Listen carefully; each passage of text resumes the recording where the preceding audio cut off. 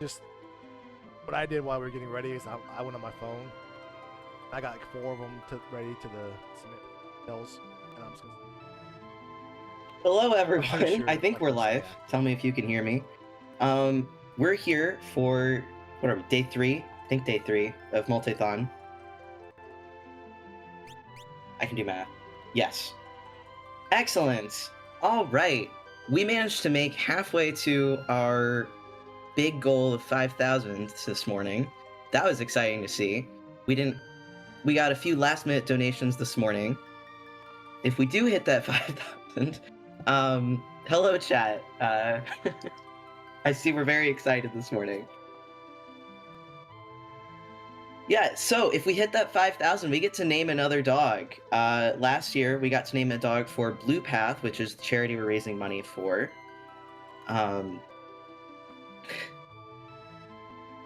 They provide autism service dogs, offering safety, companionship, and opportunities for independence. Their vision is to be the definitive leader in autism service dog provision, transforming the lives of individuals, families, and communities.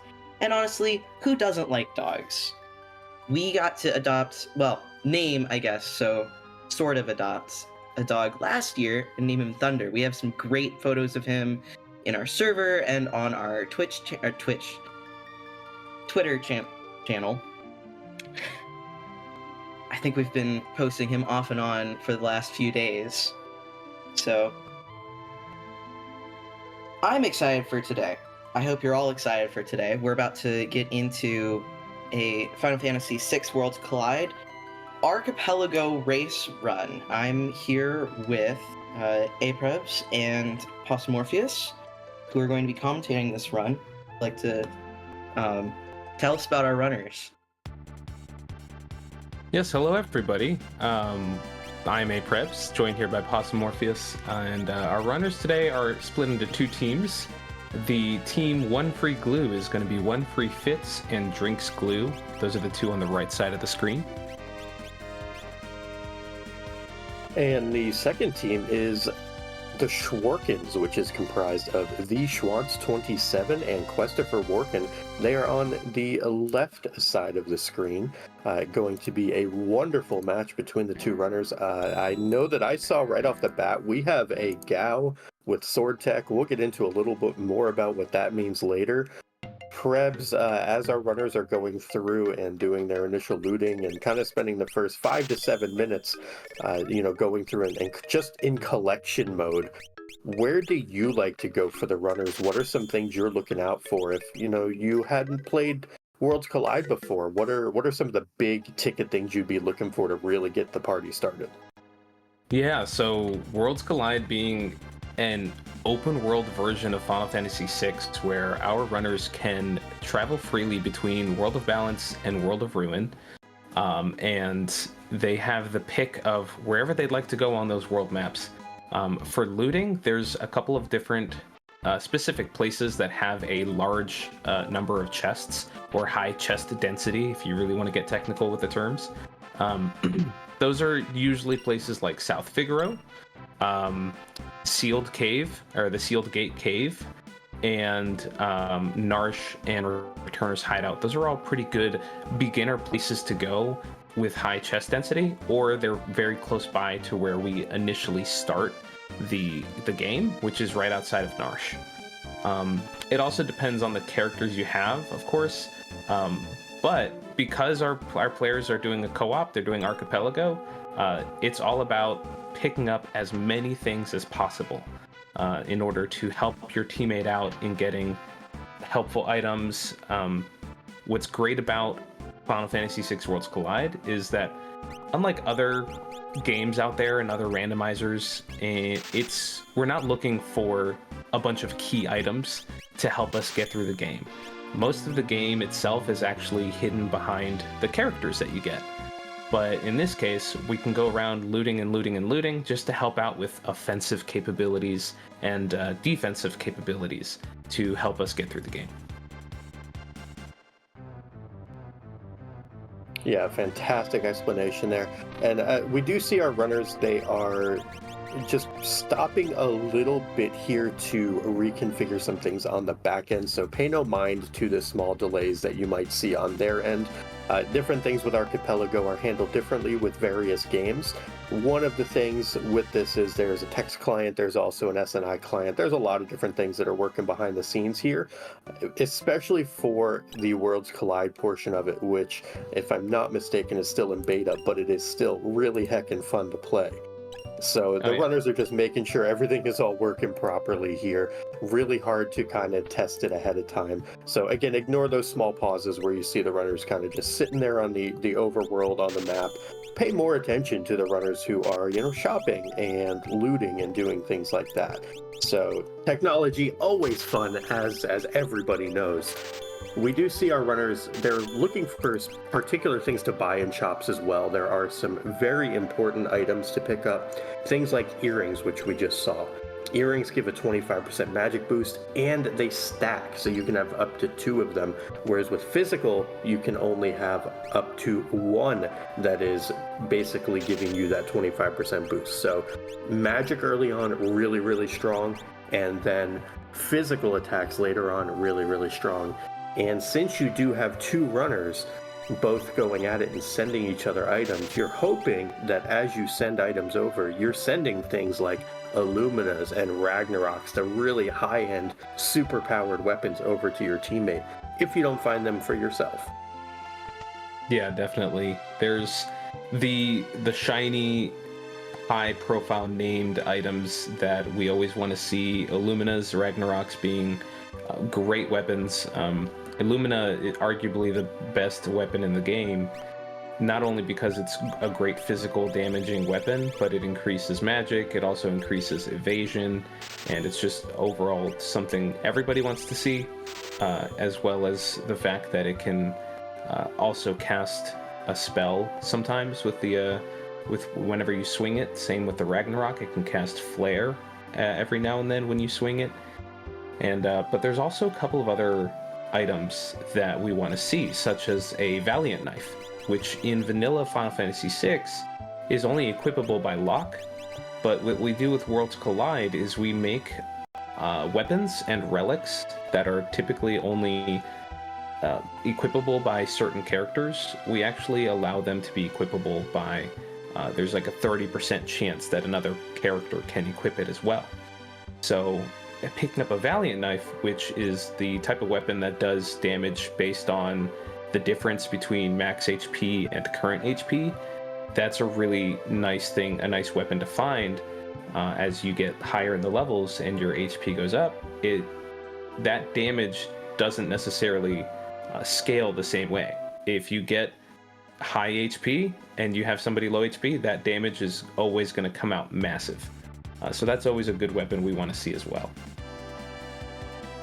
Yeah, the ability to go through and dispatch your enemies as quickly as possible is absolutely huge. And we have seen our runners pick up some things that will help with that. We've seen, a hero ring, which is a nice piece of gear that does both the physical and the magical increase for our runners of 25%. So a big pickup there for at least the runners on the bottom of your screen. So that's a very nice pickup for them. As you may see here, basically the first typically 8 to 12 minutes of these seeds are spent looting and shopping because you need some consumables. You need Phoenix Downs, which will revive party members. You need potions early on because we may or may not find curative magic, which can make some very interesting things happen late game. So it's a situation where our runners have to find finances, have to find gear, have to kind of plan out what they want to do. And they're not only planning for themselves, they're also planning for others. They have their party members. So we see, for example, TheShwantz27 in his shop, or just recently in his shop, had a behemoth suit there. So that behemoth suit is a gigantic pile of stats as a piece of defensive gear. Not going to buy one yet because they're very pricey, but certainly something to keep in mind, as the best thing that he's seen so far is probably a red cap defensively. So that would be a pretty big uptick. That is the type of thing that we'll be looking for. But before we get back to the action, Hyperion, do you have anything that you would like to add on? Anything about Blue Path or anything else at the moment? You know, I do actually. We have a couple donations from Drinks Glue, and one of them is for the two of you. Possum and April, please make sure that you mention that Umaro is the greatest character in the history of all video games. Thank you. The other donation from Drinks Glue is, what search engine does Umaro use? Moogle. Nice. We have a couple of other ones from this morning. We have $10 from Fox Rocks. Thank you. Here's my $10 for losing the Metal Sonic race in the relay last night. In light of that, I suggest Knuckles as the file name for Peggle. That was donated to the poll that's going right now to choose the file name for the Peggle Deluxe Peggle Knights full clear final levels run. That'll be later today. Get your donations in for naming that file. And we also have $40 from TheShwantz27, one of our runners today. Shoutouts to the Final Fantasy VI Worlds Collide community for all of their effort in showcasing this run randomizer, the developers that make it happen, the broadcast crew for putting on the show, and my fellow runners. Who's ready for Kefka? I believe we also had a poll incentive for this game that finished out this morning, which was kill or save Sid. And just so that everybody knows, we're going to be killing Sid, it looks like. But we still have poll open for that Peggle file name. And you also can donate to for that full clear of all the final levels for the Peggle run. Looks like we've still got about 7.5 hours for that left. And just as a reminder, we're donating for Blue Path. Blue Path Service Dogs, charity that provides service animals to autistic individuals. Multithon focuses on co-op runs, races, and games with multiple protagonists or helper characters, led by the belief that we are better and faster together. We're representing pretty well here, I think, with the Archipelago race, wouldn't you say? Well, yeah. I would definitely say so. What's interesting here is, as Possum mentioned earlier, about the first 8 to 10 minutes is all the looting, and now at the 10-minute mark, we are starting to see our runners starting to go through actual checks.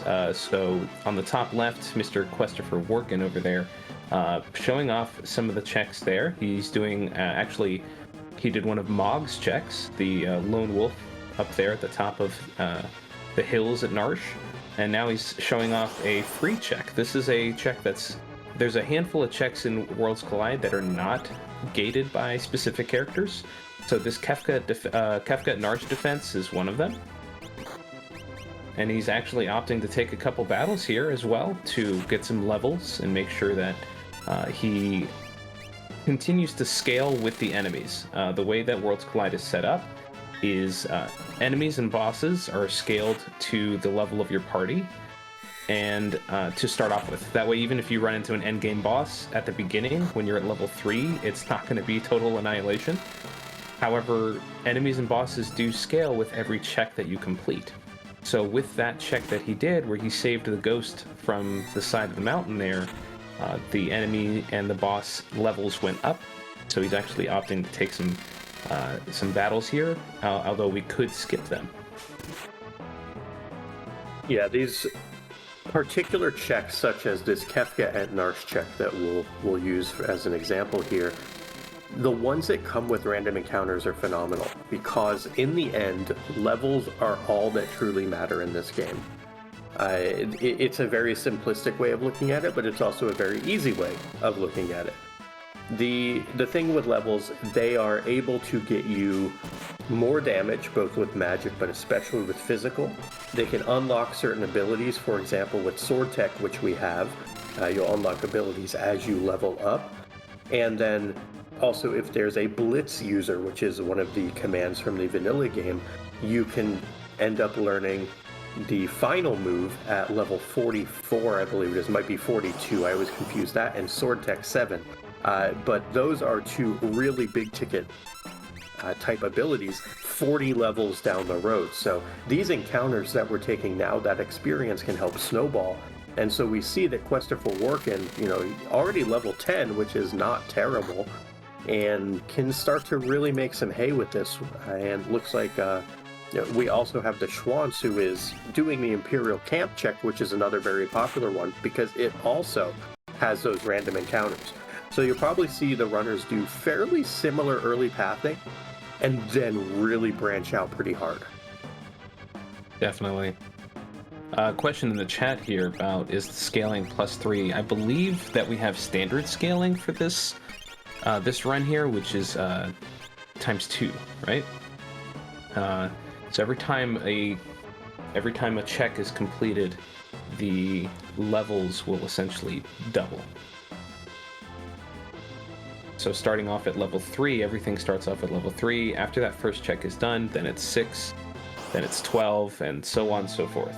But they do cap as well, so it won't get to a point where it's impossible for our runners to complete the game. So it does cap, I believe, at around 40 as well. Yeah, and you don't really want to see those super endgame bosses.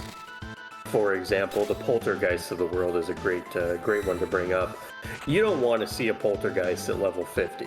That's a really mean, nasty boss, and it'll have like 48,000 HP or 40 some odd thousand HP at that point. You just don't want that in your life. So our runners getting that at maybe level 40 super late game with only 40,000 HP or 38,000 HP, that will be quite a bit easier. So our runners are wanting to get those levels and wanting to scale that, but they also need to be careful that they manage their scaling. If you do too many checks, you can outscale your levels. So it's a very good skill to have to be able to balance that. And our runners that we have today are no strangers to being able to do just that. They will absolutely be able to get through this, especially not just with their own helpful pieces of gear and loot that they find, but also getting benefits from their partner. Yeah, and another comment from chat is how does level scaling function with incoming archipelago checks? So that could become a real issue. Luckily enough, our players are playing this simultaneously in a live co-op situation. We do also run a async archipelago in the Worlds Collide Discord, and we've had instances where somebody will go away for the day and they will come back the next day with many checks being completed from their partners, and they've had to go on and take many grind fights in order to level up and catch up with that scaling. Yeah, I believe there was a buddy of mine, and I've done some multi-world things with Worlds Collide tossed in there as well with the archipelago tool. And there was a situation where a buddy of mine ended up with level 3 characters, and he had been sent something like 18 different checks already. And so he was level 3 having to fight against effectively level 36 things, and it was like, okay, we should change how the scaling works for this, because that is not going to work in the future. And it was a really cool learning thing, but one of those situations where it's like, we need to play nice with this. So chat brings up a very important point about, how does the scaling work with the archipelago checks? If you're playing a big multi-world with 10 or 12 people, it can get very scary very fast. You are going to get some really nice items generally, but you also just might end up with a pile of characters and a pile of espers, and none of them really being able to do anything to the enemies. So really potentially scary. And we see a great encounter actually though on Drink's Glue's side here. We see the Gigantos fight. This is phenomenal if he can get through this. He is using control to basically keep the Gigantos from hitting him. This fight will give a ton of XP for your level. It is absolutely phenomenal. And Drink's Glue even going so far as to throw a flame shield here doesn't quite get the job done, but gets a big chunk of damage in. Yeah. Going back to the scaling issues that can arise, Fiery Blizzard also responding in chat with a nice solution there as well, in terms of making it so that scaling only goes up with local checks. Also, yeah, pointing out that the Schwantz getting to Barren Falls, which is one of Sabin's checks in the game, and running into Magimaster. That is another one of those bosses, like you brought up Poltergeist earlier, that we don't want to see. Luckily, it is early enough, but with Magimaster, it's almost bad if you run into him too early, because you haven't had the opportunity to learn magic spells yet, or get some of those high tier items that can ignore defense. Magimaster overall is just one of those really trolly bosses that we don't like. Yeah, it's not even that we don't like it. Magimaster, honestly, I love fighting Magimaster because I get a Mega Elixir out of it. What I don't love is the fact that Magimaster will go through and spam X magic. And it's not just X magic with like fire or bolt. Later on in the game, or even in the mid-game, it'll use things like Southern Cross, which is, a big fire move. It'll use level 3 magics. It'll use things like Gigavolt, which penetrate shields. So it's just a brutal boss to run into if you are not prepared. And on top of that, it only is weak to one element after the initial barrage out of 8. So it can be really hard to deal damage to Magimaster. Yeah, that's true. If you do have the weapons to neutralize him, in the sense of he is susceptible to being berserked, but he doesn't actually have any physical attacks, and if he's berserked, he won't use wall change and make himself invulnerable to many of the elements, then you can kind of control him. And in that case, once you have those tools at your side, he can be an easy fight. But for the most part, he is one that we aren't happy to be surprised by, just like Schwantz wasn't, and decided to reset out and go for a different jet. Yeah, absolutely. And Schwantz has decided, I'm going to go up Mount Colts, and he finds a behemoth up there, Senor Behemoth. Horrible, highly effective against that. We've also seen Drink's Glue go through, complete the Collapsing House. His partner, oneFreeFitz, went through and completed the Serpent's Trench, which is a Gao check. A really nice check because it's 4 encounters and no boss at the end. So just free real estate there. Takes a little bit of time, but a runner favorite check-wise. And then kwehstopherwarken has completed a couple of checks on his end as well. He has that Sabin, that Mog, that Gao, and the Shadow there. Shadow with Throw is also an incredible one to pick up. That's a huge character get for kwehstopherwarken there. That's right. Do we have a Hyperion? How you doing? Do we have any updates? Let's see here. I see a question in chat, wondering if we're going to see the train being suplexed in these runs. That is a good question. I believe we have found a character that does have Blitz available to them, and so it really depends on if we see the Phantom Train show up as a boss. Phantom Forest is a check available now that since they have Sabin in their party, but it's not guaranteed that Phantom Train will be there unless the runner decided to go back to Phantom Forest again after clearing it, which unfortunately there's no real reason why they would, except for maybe to do the suplexing the train. I see our asker here, Hop Up, also donated $5, thank you, with the comment, glad to see an archipelago race shown off at this event. I will donate $5 more for each player that can suplex the train. This is going towards archipelago for the Peggle file name. Nice. So make sure you get your donations in to that poll. Yeah. Yeah, that's awesome. And for those who've never played Peggle, it is super fun just casually. This, speed running and completing everything on it in record time is incredible. But just casually playing that game, it's very therapeutic to just, win and, go through and play that game. So that's a cool one to donate to. If I'm not mistaken, I think it's on sale right now on Steam too. I believe I saw some discussion about that last night. There you go, folks. If you've wanted to try out Peggle, it looks like now's your chance. See if I can find that. It's 80% off, it looks like. So, very good deal. Oh, yeah. I did see something interesting, just getting back to something one of our runners did. I think Drinks Glue is the only one who has peaked the Coliseum so far, and he now has 2 Atma weapons. Atma weapons not going to be great right now, however, the way that it works in Worlds Collide is it's basically doubly effective from what it was in the vanilla game. Add on to the fact that if you can find a Genji glove, you can wield 2 of them. So Drinks Glue potentially has a real viable endgame build with double Atma weapons here.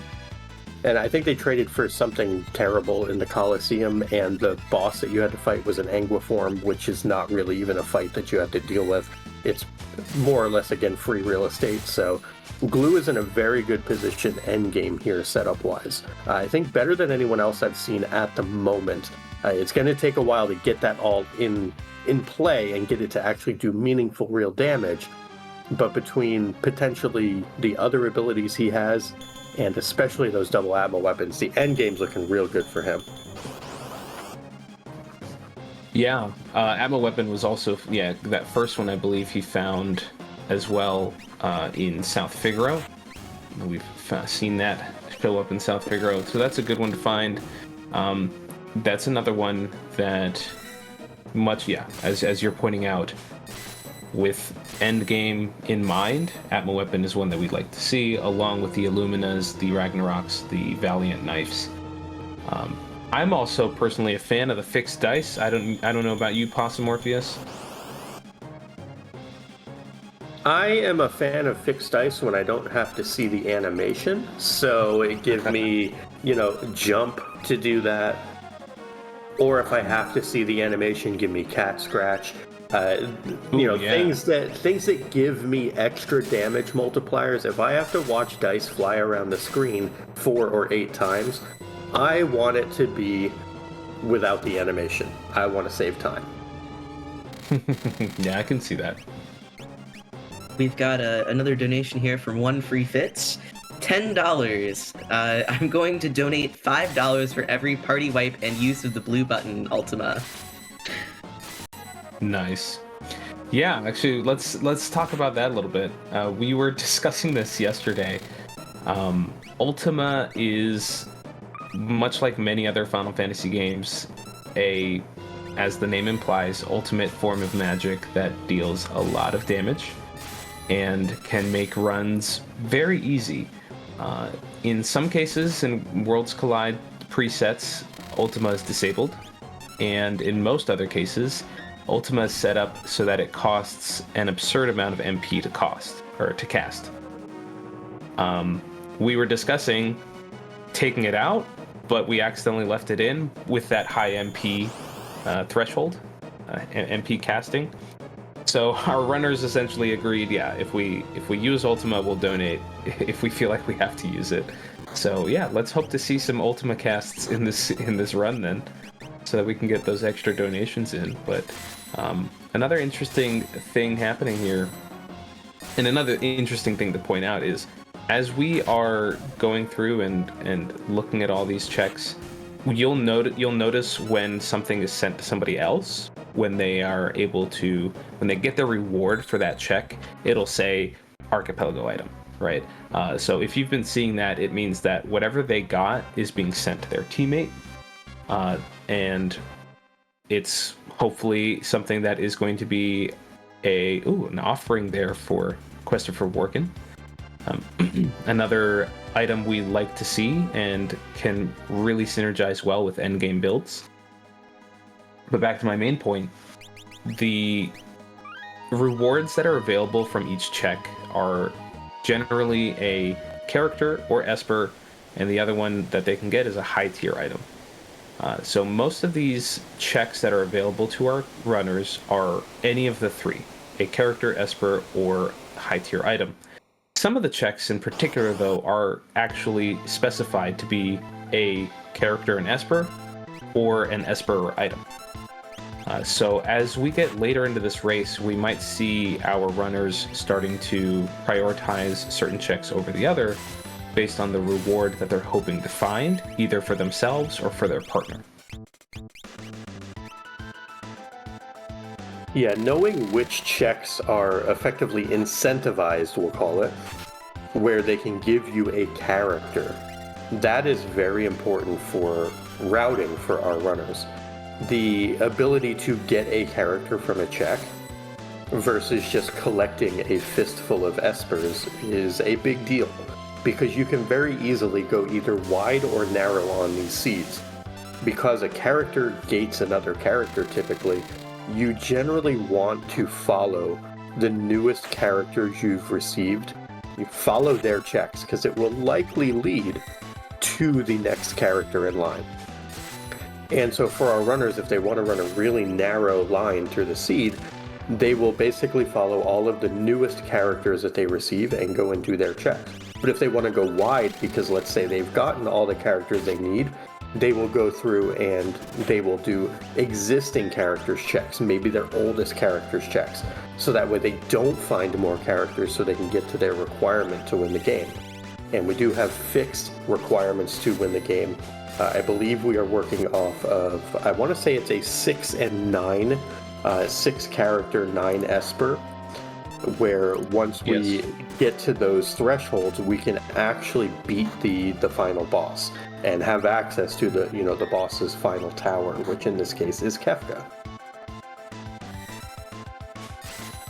I see we have a related question from the chat. Does character-specific checks matter between AP games? Admittedly, never did, only WCAPs, but doesn't matter in normal circumstances. Can't any check be anything? So any check can be anything. However, if you are looking for your own character, if you're doing an incentivized check, so we'll take Gao's dried meat check on the Velt, for example. It's an incentivized check to give either an Esper or a character. So if it sends something over to your teammate, it can be whatever. But if it's for you, it still has an increased chance of being a character. So if you are looking for characters on your own, you still want to focus on incentivized checks. However, if you're sending things off to your teammate or looking to not get more characters, that's where you'd want to go for those disincentivized checks. So there is still some gaming of the system, if you will, with strictly Worlds Collide archipelago seeds or races that would be different from giant multi-worlds. Yeah, exactly. So for example, if I were looking myself for Espers, I could wait for them from my partner, but I could also go and do something like Magitech Factory with Celeste in my party, and which guarantees the first 2 checks are, or sorry, not Magitech Factory. I'm thinking of Science Dream. Magitech Factory is also a good one, but Science Dream, the first reward you get is either Esper item, the second one is character or Esper, the third one is Esper item. So I know that I'm gonna definitely find at least 1 Esper there, most likely 2. There's the possibility of the character in the middle, but there's an Esper potential for all 3 of those checks. As you said, I could end up finding something for my partner, and that could be anything, but I'm upping my chances of finding an Esper by doing Cyan's Dream for myself and for my own progress to help out my partner. Because if I progress, it's a team factor in this case, then my whole team is progressing. And yes, unfortunately, Hop Up, it is Goddess in the place of the Phantom Train for the Phantom Train check there. But as I mentioned, if you really wanted to, if you're ever playing through Worlds Collide, if you go back to the Phantom Forest after defeating this boss, it will be the train again, if you feel like fighting them. Yeah, I would say if anyone is going to do that of these runners, it would be Glue. He loves to be a showman and take on and show off all the different various fun little things in this, especially if he gets to a point where he is basically locked on progression and waiting for his teammate to send him something. It's very rare that that happens when you're playing just a 2v2, but if you're playing a gigantic multi-world, that is much more likely to occur because your key items, your characters, you know key items in this, but your characters especially could be who knows where. You know, you could have a necessary character that is buried, you know, on someone's pedestal in a different game, let's say. So, you know, there's lots of different things that you can run into where situations can present themselves that you would just be buried and not really have much to do. So we won't see that here most likely, but Glue being the showman would absolutely be the one I'd put my money on to make that check if anyone were to show off the train to just go ahead and blitz it. Now, I will say, oneFreeFitz has himself quite a fight here. Goddess is not to be trifled with, and this Goddess has given him the business. He would much rather have seen the train show up here than Goddess. Goddess is one of the statue bosses in Kefka's Tower.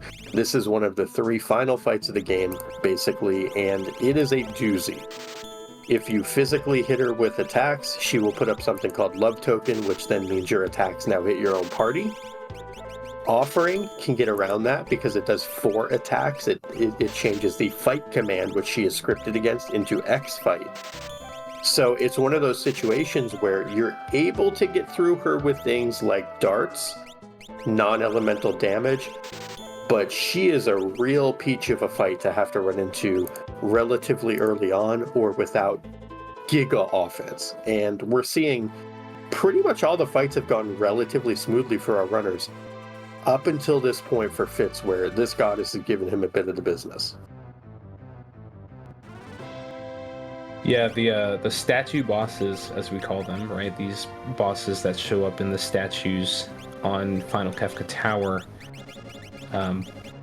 Poltergeist, Doom, and Goddess, always a little bit hard to handle. No matter what, they are designed to be that way as endgame bosses. Luckily enough, the Schwantz running into Guardian and being able to handle Guardian pretty well. Guardian is the last boss before the statue bosses. So also considered an endgame enemy there, and being able to handle that pretty well. And going through, he's actually doing the Cyan's Dream. And going through that section there. Yeah, and in the vanilla game, this is such a sad scene and sad couple of scenes because of what it meant and, you know, everything with Cyan's family and all that. Really, really heartfelt stuff there. So if you ever play the vanilla game, the storytelling is incredible. 10 out of 10 would recommend it once if you're playing true vanilla with encounters on and all that, just because it takes a very long time with all the encounters and all that. But the story is so heckin' good. Definitely would recommend it. And then, of course, the randomizers, Worlds Collide as a whole, factor in the archipelago stuff as well, so you can have, fun races with friends. You can play multi-worlds. Just a lot of ways to enjoy great games like this one, and so many others as well. I think there's archipelago support now for, I want to say it's nearing 60 games if it's not already over it. It's absolutely incredible the work that's been done on it. Yeah, there's a large number of games that are available with Archipelago. It's really, really fun to see the combinations that I've seen people come up with, and how they work here. kwehstopherwarken here, going into the weapon shop at Narsh in World of Ruin, showing off that, and he's also showed off the Lone Wolf check earlier that I mentioned about 20 minutes ago. But some of these checks that we have in Worlds Collide as I mentioned before, there's Science Dream, which we're seeing Schwantz do. There's Magitech Factory. Some of them have actually multiple rewards. And in this case, the weapon shop that kwehstopherwarken just did, he had an option. He could choose between one of two rewards. The other one is then transported into a different place, so he could still get it. He's not giving it up. Just like earlier when he did Lone Wolf, and he had the chance between a Minerva or a Ghost Sprite, which he knew would likely be an Esper, or was an Esper, then he knows, okay, I'm going to go with... He chose to go with the Esper, but he knows now where he can find a Minerva, because it's not just lost forever, it's actually locked now behind another character, behind Yumaro. The weapon shop that kwehstopherwarken just did is he now knows he can find a Siren, or I didn't see which one he actually picked up, but he knows that the other reward is now locked behind Welk in World of Balance, where Terra initially fights Welk. Yeah, those two-part checks are really, really good information, and depending on what you need at the time, most of the time you want to take your early stones. You want those Espers, you want that Magicite, because that is progression towards the end game. It is also potentially a power spike with your magical capabilities, and the Espers, and I don't know that we touched on this yet, they can give things like Strength +2, Magic +2, Speed +1 or 2. You know, those are all really important. As you level up, you get 1 or 2 ability points, and you typically are starting around 30 ability points in each stat. Some characters are better than others in that regard. For example, Realm can start with up to nearly 60 Magic. Sabin can start with up to nearly 60 Vigor, which is effectively Strength. But those stats can be very important to get early, and it is on a level up basis. So for our runners, Espers are going to have a lot of importance early on to help with that. Now, the exception to this would be if there was some sort of absolute really good weapon, an Illumina, a Ragnarok, a Valiant Knife, things like that, where it would actually be like, do I not take my progression because this is going to let me do everything else so much faster? It presents an interesting situation, especially with the Lone Wolf check where you know you can always go get the second one. That is ungated. But with the weapon shop, it's especially curious decision-wise, because if you say no to the progression and you never find a Terra, you're never getting that second piece of progression. So really interesting decisions for our runners to have to make. And we see a White Dragon. A White Dragon is the least HP of any of the dragons, but does open with some rude white magic there, but kwehstopherwarken easily able to dispatch of it. So he'll get a high tier reward, potentially an archipelago item. We'll see what he picks up here from this White Dragon, but 15,600 XP and 50 magic points is real nice as well. Yeah, Fiery Blizzard brought this up in chat earlier, but along with Espers and the potential level up stat boosts, there's also the fact that learning magic multipliers are also randomized. So some of them could be ×1, meaning you learn them at the rate you earn those at magic points, but they could also be anywhere between 1 and like ×5, ×10, or you can see here ×20. That's a ×20 on learning Ultima on that Esper right there. So potentially there's the chance to learn Ultima in just one fight from that Esper.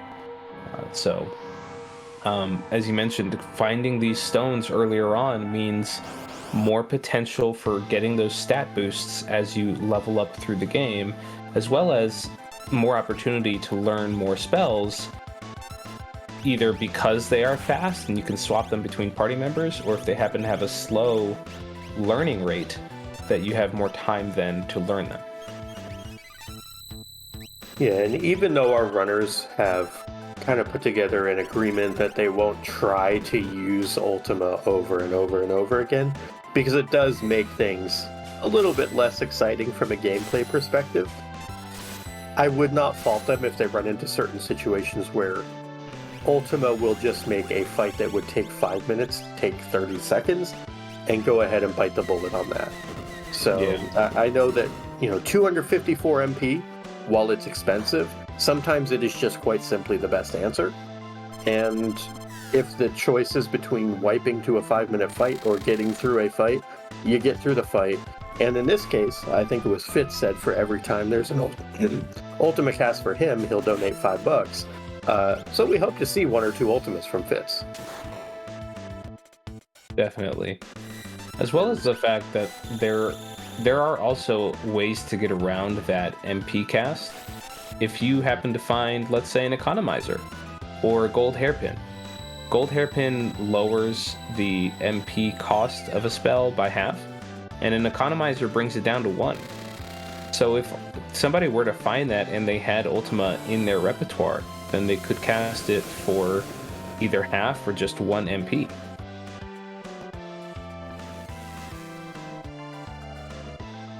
Yeah, and being able to have Ultima or Merton or level 3 spells, even Flare, there's a lot of things that you can get going much quicker, and they will be able to really push your progression.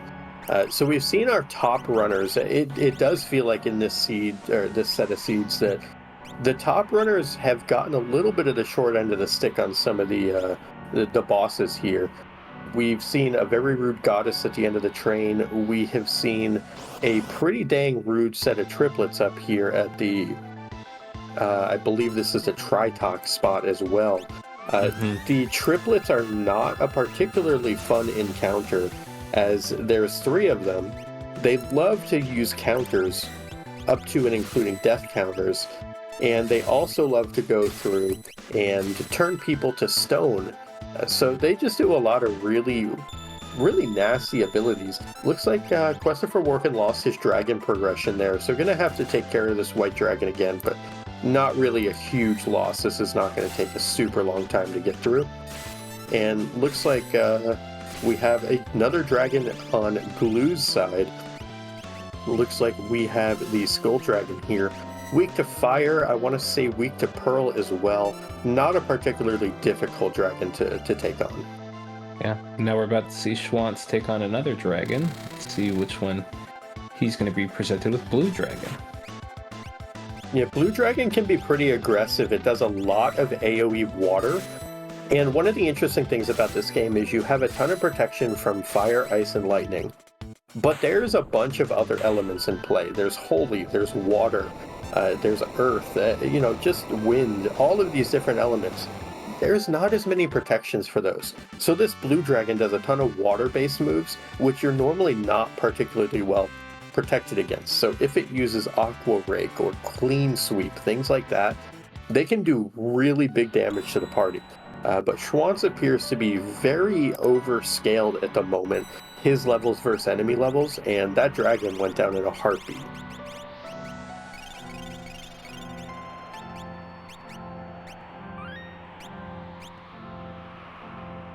Yeah, that's actually something that goes into things to consider when you're facing enemies as well. There are also some enemies who aren't going to be particularly well protected against some of those other elements as well that aren't the usual trio: fire, ice, lightning. So something to keep in mind as well as you're facing enemies. There are also other spells. We talk about Ultima and how amazing it is for being able to take care of battles quickly and to help with that speed, but there are also other spells that our runners are looking for with the end game in mind. In particular, I'm thinking about Mute and some sort of instant death magic, whether that's Doom, X-Zone, or even Break. And you want to explain a little bit about that, Possum? Yeah, absolutely. So things like Break and X-Zone and Doom and Instant Death are just really, really important throughout the course of an entire run. You want to have the ability to just remove enemies But more importantly, you want to have the ability to move entire segments of Kefka. The first form of Kefka, there's one enemy that can be instant death. The second form, there's one enemy that can be instant death. And it just saves you a metric ton of time to be able to go through and just quickly dispatch those. So we're talking potentially minutes of time just by having access to those instant death spells. They are absolutely wonderful. And kwehstopherwarken gets some bad luck there. His primary damage dealer immediately getting turned to stone there, and I don't know that he has softs or remedies to handle that. So his shadow getting targeted first there, not ideal. Yeah. But yeah, that's another beautiful thing about Final Fantasy VI in general. It's not even just Worlds Collide, but there are so many subversions of expectations.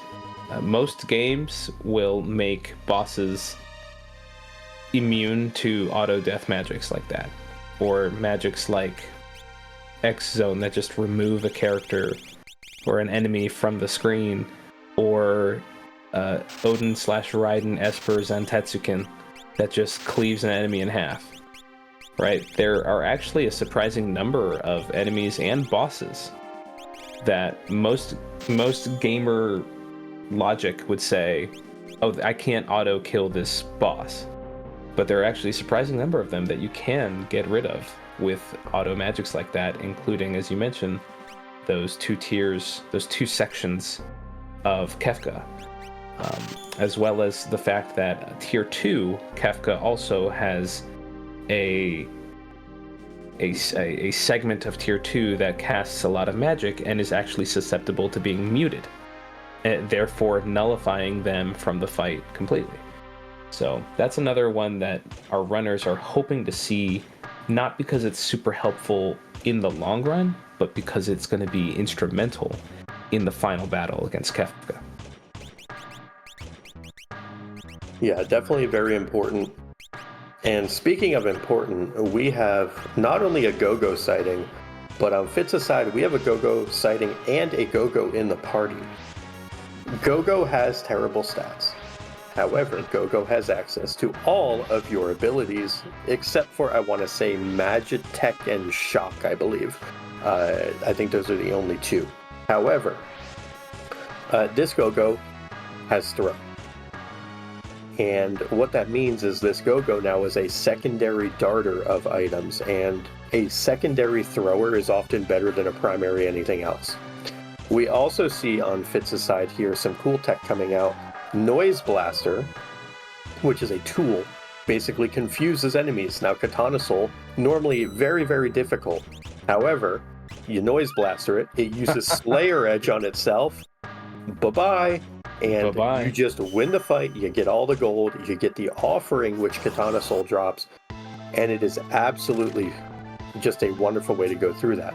Now, speaking of throwing, let's start a Hyperion real quick. Got anything for us?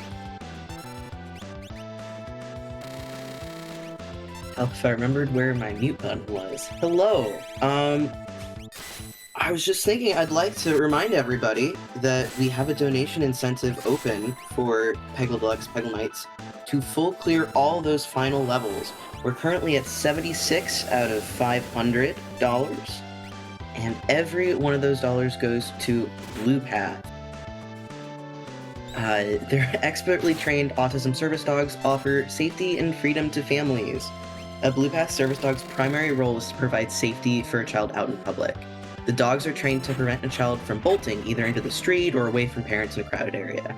They also provide children with much-needed companionship, increased social acknowledgement from peers, and opportunities for independence and increased levels of confidence. So if we could just get some more towards those incentives, that would be awesome. I am really interested to see all those full clears if we can get that met. We also have an incentive open to name the file names for that run. So let's get those donations in, folks. Yeah, let's get those donos in. This is a bit of a, I got a personal connection to Blue Path. I don't actually use them myself, but I do have a son with autism, and what they do is very instrumental and can be very helpful and life-saving. So definitely get those donos in, and for the love of gaming and for children with autism everywhere. Definitely a good cause. Yeah, absolutely a phenomenal cause, and thank you, Hyperion, for continuing to keep everyone informed about what Blue Path does and how wonderful they are. And very touching for you and your son as well, Aprebs. Kudos to you for working with your son expertly, I am sure of. And it's wonderful to get to interact with and take care of and learn and build and grow with your son. Yeah, it is wonderful, and it's definitely something that, yeah, if you take the time to learn and just learn how to communicate, it's a big plus. They these children out there they just don't know how to communicate the same way, but they are incredibly smart and wonderful human beings as well. So having a partner like a dog from Blue Path that can help them out is definitely something that is very fulfilling for everyone involved. So. All right, and it looks like we got Glue down here going through Cyan's Dream. Running into that Guardian. As I mentioned, Guardian is technically a late game boss, and it packs quite a punch, as well as being literally a tank. So it's going to take a little while to take down, but it looks like he's running through it relatively well. And meanwhile, on the other side, kwehstopherwarken and TheShwantz looks a little bit like they're just doing a little bit of housekeeping, buying some more throwing options for their throwers, and stocking up on a couple of items as well as we move through here. Worken doing the Magitech Factory, as I mentioned, is one of those 3 reward for 1 check checks that we have. A little bit longer, has 3 parts to it though, and 3 potential rewards. So hoping to potentially boost himself and TheShwantz forward a little bit here. And let's just hope he gets a little bit lucky. And TheShwantz is going through to meet that donation incentive that we had this morning, which is to kill Sid. Which, in this case, I think it is actually killing him, because you're literally feeding him poisoned fishes. Yeah, so the fish mini game is one that, I only ever played the vanilla game of this once, but I love the randomizer and love the archipelago stuff with the multi-worlds. Apparently, the speed of the fish determined how healthy or not healthy they were for him. Something like that the faster the fish, the healthier it will make him. So Correct. What we're going to see here is, I believe, TheShwantz is going to pick up the slowest moving fish possible and feed them to Sid to, air quote, make him better. He will, if nothing else, be in a better place after this, but those fish are not the ideal way maybe for him to get there. But that all being said, Sid in this game, not a nice guy. So, it's not a great situation, but, it's the situation that we have at hand. Yeah, this is a pretty intense debate within the Worlds Collide community as to whether or not he deserves redemption or not. And I guess most people have made the choice, made it known what they believe. But yeah, I never understood that either when I played the... Yeah, the situation is very intense here, as TheShwantz is also trying to make sure that he can actually pick up the fish. You can only go so far into the water, so the fish has to come to you a little bit before you can actually pick it up. Yeah, and he wants a slow fish, and the slow fish not cooperating. yeah. But this is something I never... There's nothing really that explicitly tells you this fact, that the fast fish is the way to save him, right, in the game. So when I first played this game, I never knew at all. Meanwhile, Drink's Glue is actually giving us a view at some of the other scenes you can see during Cyan's dream. Because, as you mentioned, he's just kind of waiting for some other items and other help from Fitz right now.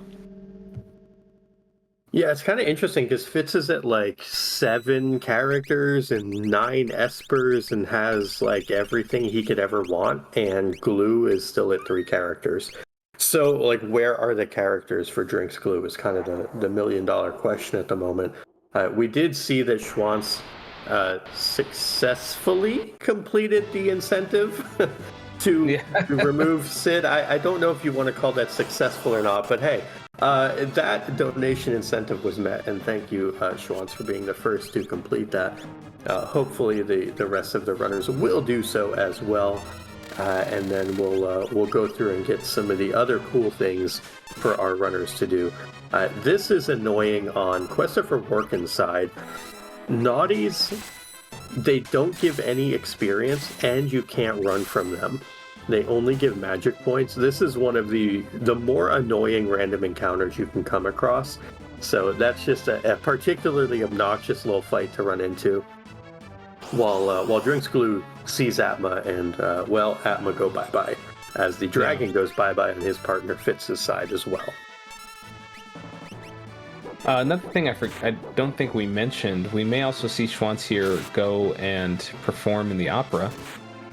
We have the way that Worlds Collide is set up. In order to get to the final tower and face off with Final Kefka, generally in a standard flag, or in a standard flag set, we have to just get 6 characters, 9 espers. That's still true of this flag set. However, we do have other objectives that we have placed or put into place before we can even go and attempt to fight Final Kefka. We have to complete 4 of 5 objectives. One of those is to be 6 characters, have 9 espers, and then another one is to either save or kill Sid. We obviously decided which one that's going to be.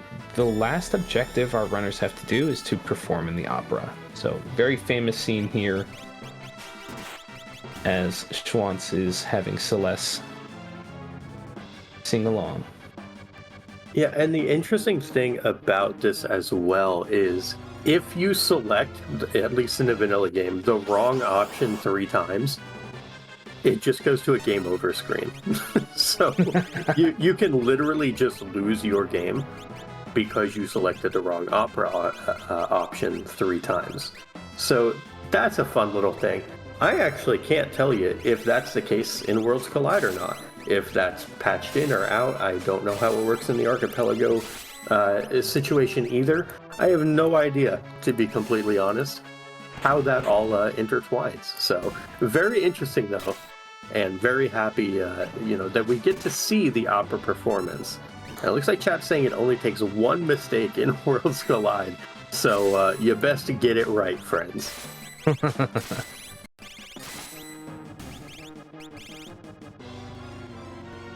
All right. Fitz taking on the 3 Stooges up at the top of Esper Hill, where Tritok is. Able to take out that top one. The top one is generally the first one that we want to take out, as it can revive and heal the others. And then we slowly whittle away at the other 2. I think Fitz being able to single target more deliberately than kwehstopherwarken was earlier is a big help to him right here. It seems like kwehstopherwarken was relying heavily on Gal being able to quadra-slam along with Shadow's Throw, but as you mentioned, now that Fitz has Go-Go on the team, 2 throwers that can single target and specifically target the top Stooge, definitely helped out a lot with this fight. Yeah, for sure. And, shout outs again to Schwantz being our first runner to go through and do both the save or kill Sid as well as the Opera House here, giving us, the best of both worlds, one might say. Yeah. Our other runners will follow in time as well. I think that, they're just getting more levels and whatnot, except for Glue, who is doing the Opera House now as well. So we get a reprisal of some fantastic Opera House stuff.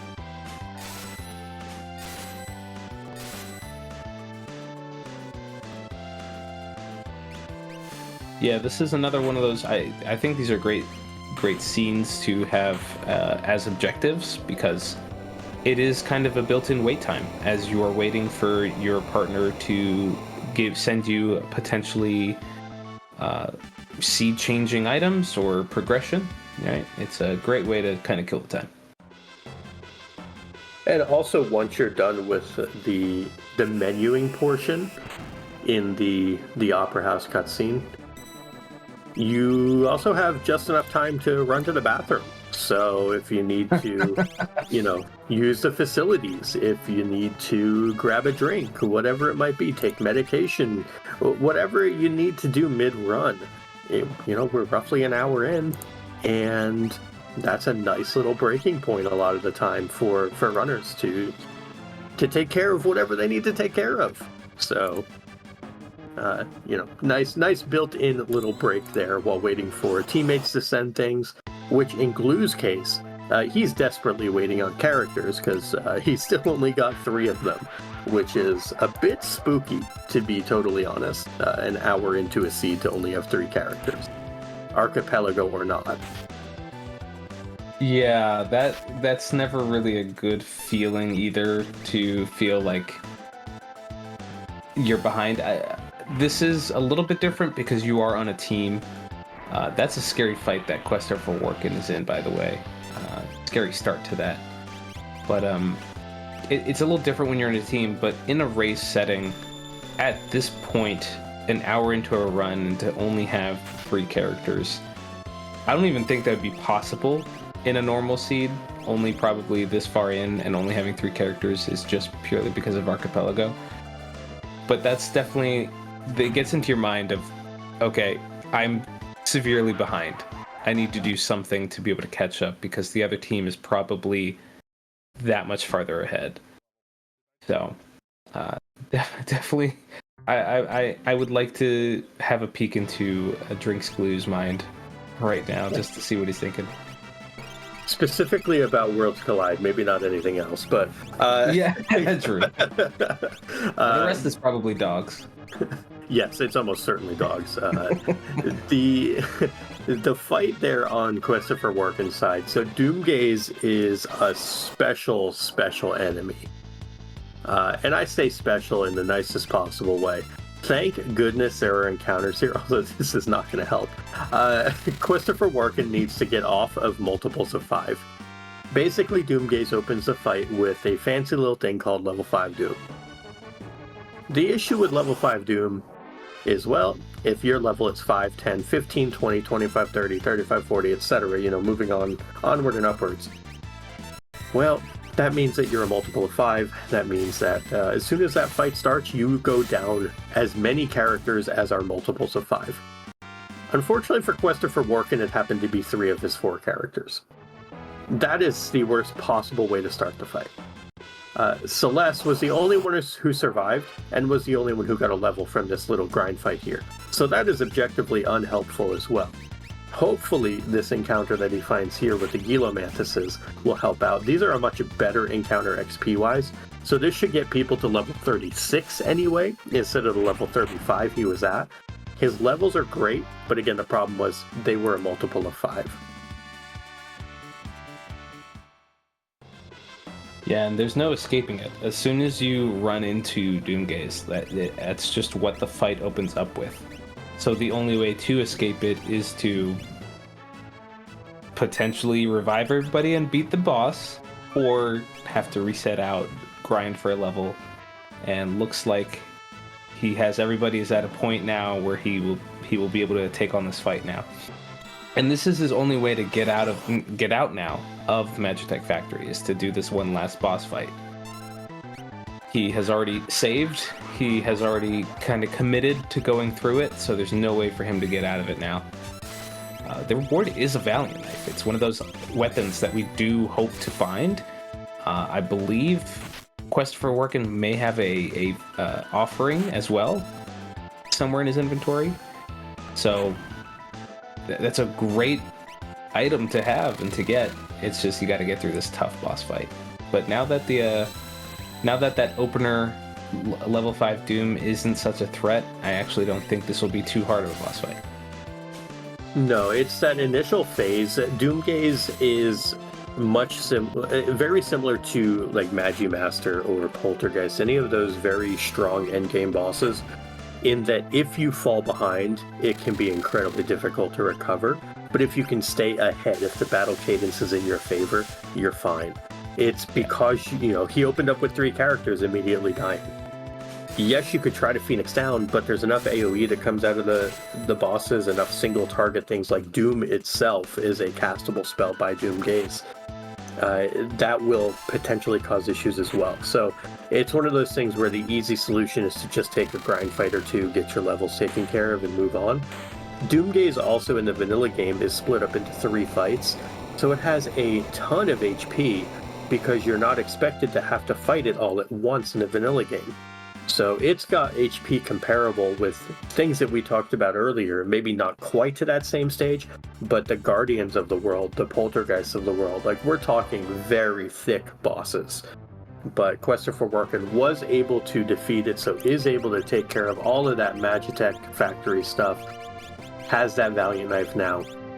To give kind of an example of how powerful a Valiant Knife is, I was actually running a seed last night. This seed had an offering, a Valiant Knife, and I had an EXP egg for a character. By the end of the seed, they had 9,999 health, and that particular Kefka climb was taken out in 5 minutes and 20 seconds because that character was hitting 4 quad 9s 4 times over and over again. It was absolutely ludicrous. If our runners can put something like that together, the damage output from a Valiant Knife offering is basically second to none. Maybe Cat Scratch can compete with it at very high levels with, offering and Genji Glove and such. But VK's, Valiant Knives are just absurdly good when put to use properly. Yeah, definitely. Something to mention with offering is we tend to pair offering specifically with a Valiant Knife because of the way that the damage for Valiant Knife is calculated in-game. It overrides the offering setback that is typically there. An offering allows you to change your fight command into X fight, which allows you to hit 4 times instead of just the 1 time. However, it also then reduces the amount of damage that you typically do. So when you still kind of get a little bit of a bonus on damage output by using the offering, but it's not a lot. That was their way of trying to balance the fact that you have it. However, with Valiant Knife, because the fact that it calculates its damage based on the difference between max HP and current HP, it isn't affected by that drawback. So you can get quadruple quad 9s in one round of attacking. So that's why we typically pair up the offering with the Valiant Knife. There's 1 or 2 other weapons that do the same thing, that work that way, where they have different damage calculations and aren't affected by the offering as well. The Valiant Knife is just a really easy one to make sure you have available. The only drawback right now that kwehstopherwarken has is that Locke, who's the only person who is guaranteed to be able to equip it, is at a very low level compared to the rest of his team. So he's putting him in his team, but he's only at level 14 compared to the rest of his team that just fought that Doomgaze battle at levels 36, 33.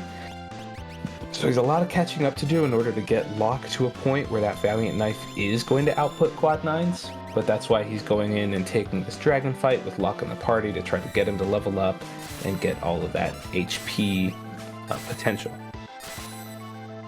Yeah, unfortunately, the dragon not cooperating, deciding that every attack that it does is going to go towards Locke, which is kind of rude.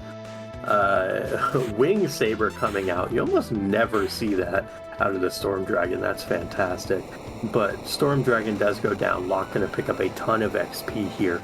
Probably going to go from like level 14 to level 20, I would have to guess. Maybe even a little more. So that's 24,000 XP going towards that Locke. So that's a huge chunk of XP and really going to do quite a bit of damage there. So a huge pickup for kwehstopherwarken to have Valiant Knife offering available to him now.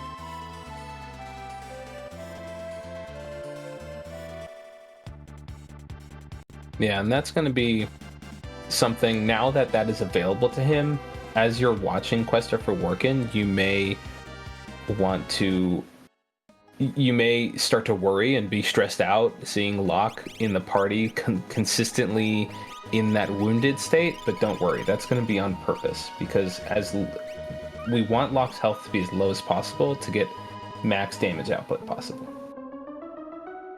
Yeah, it is a fine line that you have to dance, though, between having Locke at too low of an HP and taking too much damage, where he's, let's say at 250 health running around for everything, can be a bit spooky, because you can end up in a situation where he's just going to get, one punched by anything and everything and just kind of fall over. That's not really the ideal. So you generally want to keep him at an HP where he can survive a punch or two and still, keep on swinging. So it's a fine line, a balancing act, which there's a lot of balancing acts you have to do. A lot of focus has to be paid to not only that type of balancing act, but also, how do I make sure my levels are good versus my, internal game scaling. Lots of stuff to keep in mind, and we do see our third runner, kwehstopherwarken, doing the Opera House cutscene. I don't think he's done Save or Kill Sid yet, but this will be 3 of 4 runners doing the Opera House and getting to do a fantastic little performance from Celeste here. Yeah. And we got Drinks Glue showing off. I think we had Worken do it earlier, but Drinks Glue currently showing off the newest check we have.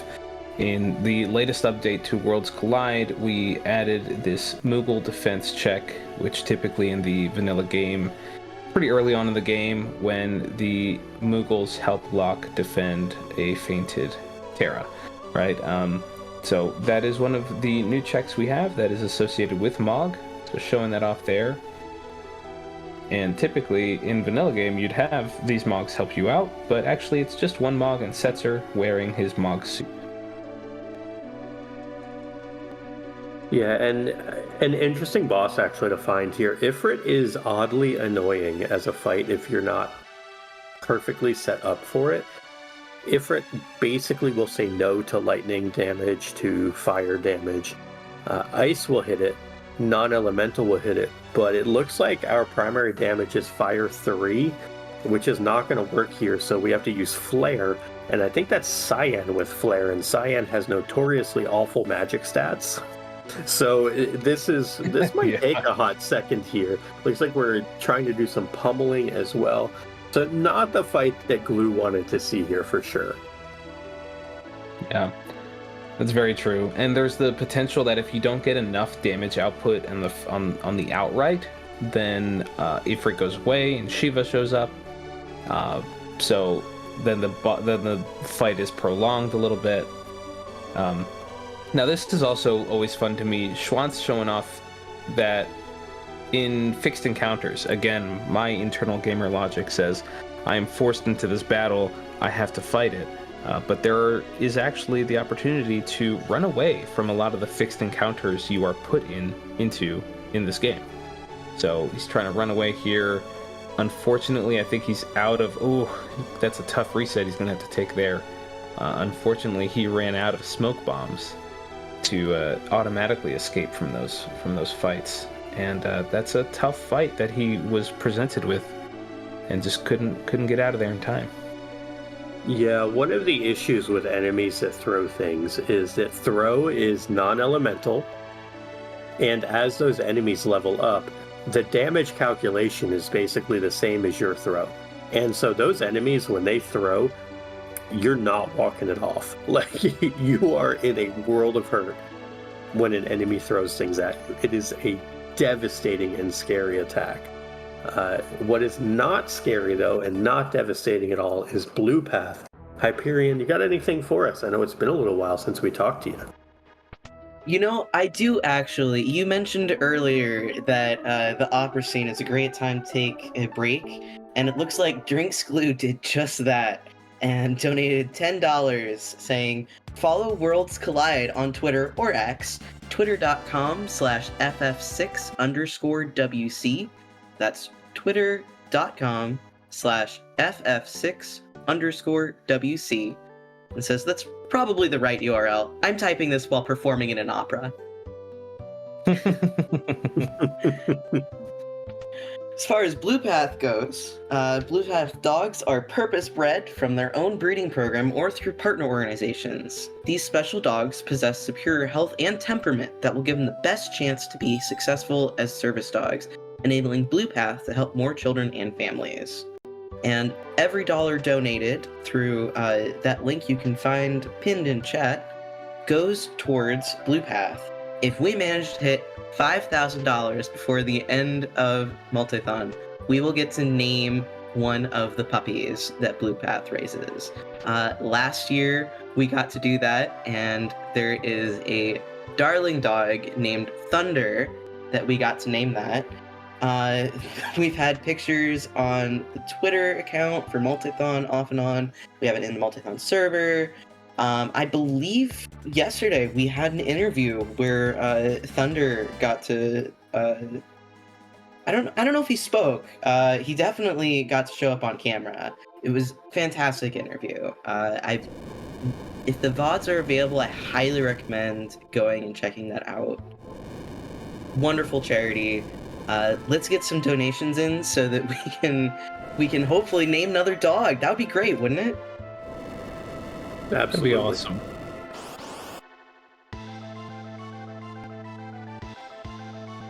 All right, looks like Fitz may be going to do his participation in the opera after fighting the dragon. So we may be seeing our last runner do their opera performance. We still have yet to see any of the other ones do their Healing of Sid. So far, Schwantz is the only one to have done those. So if Schwantz were to just receive one more character, either himself or from kwehstopherwarken, he would actually be in go mode.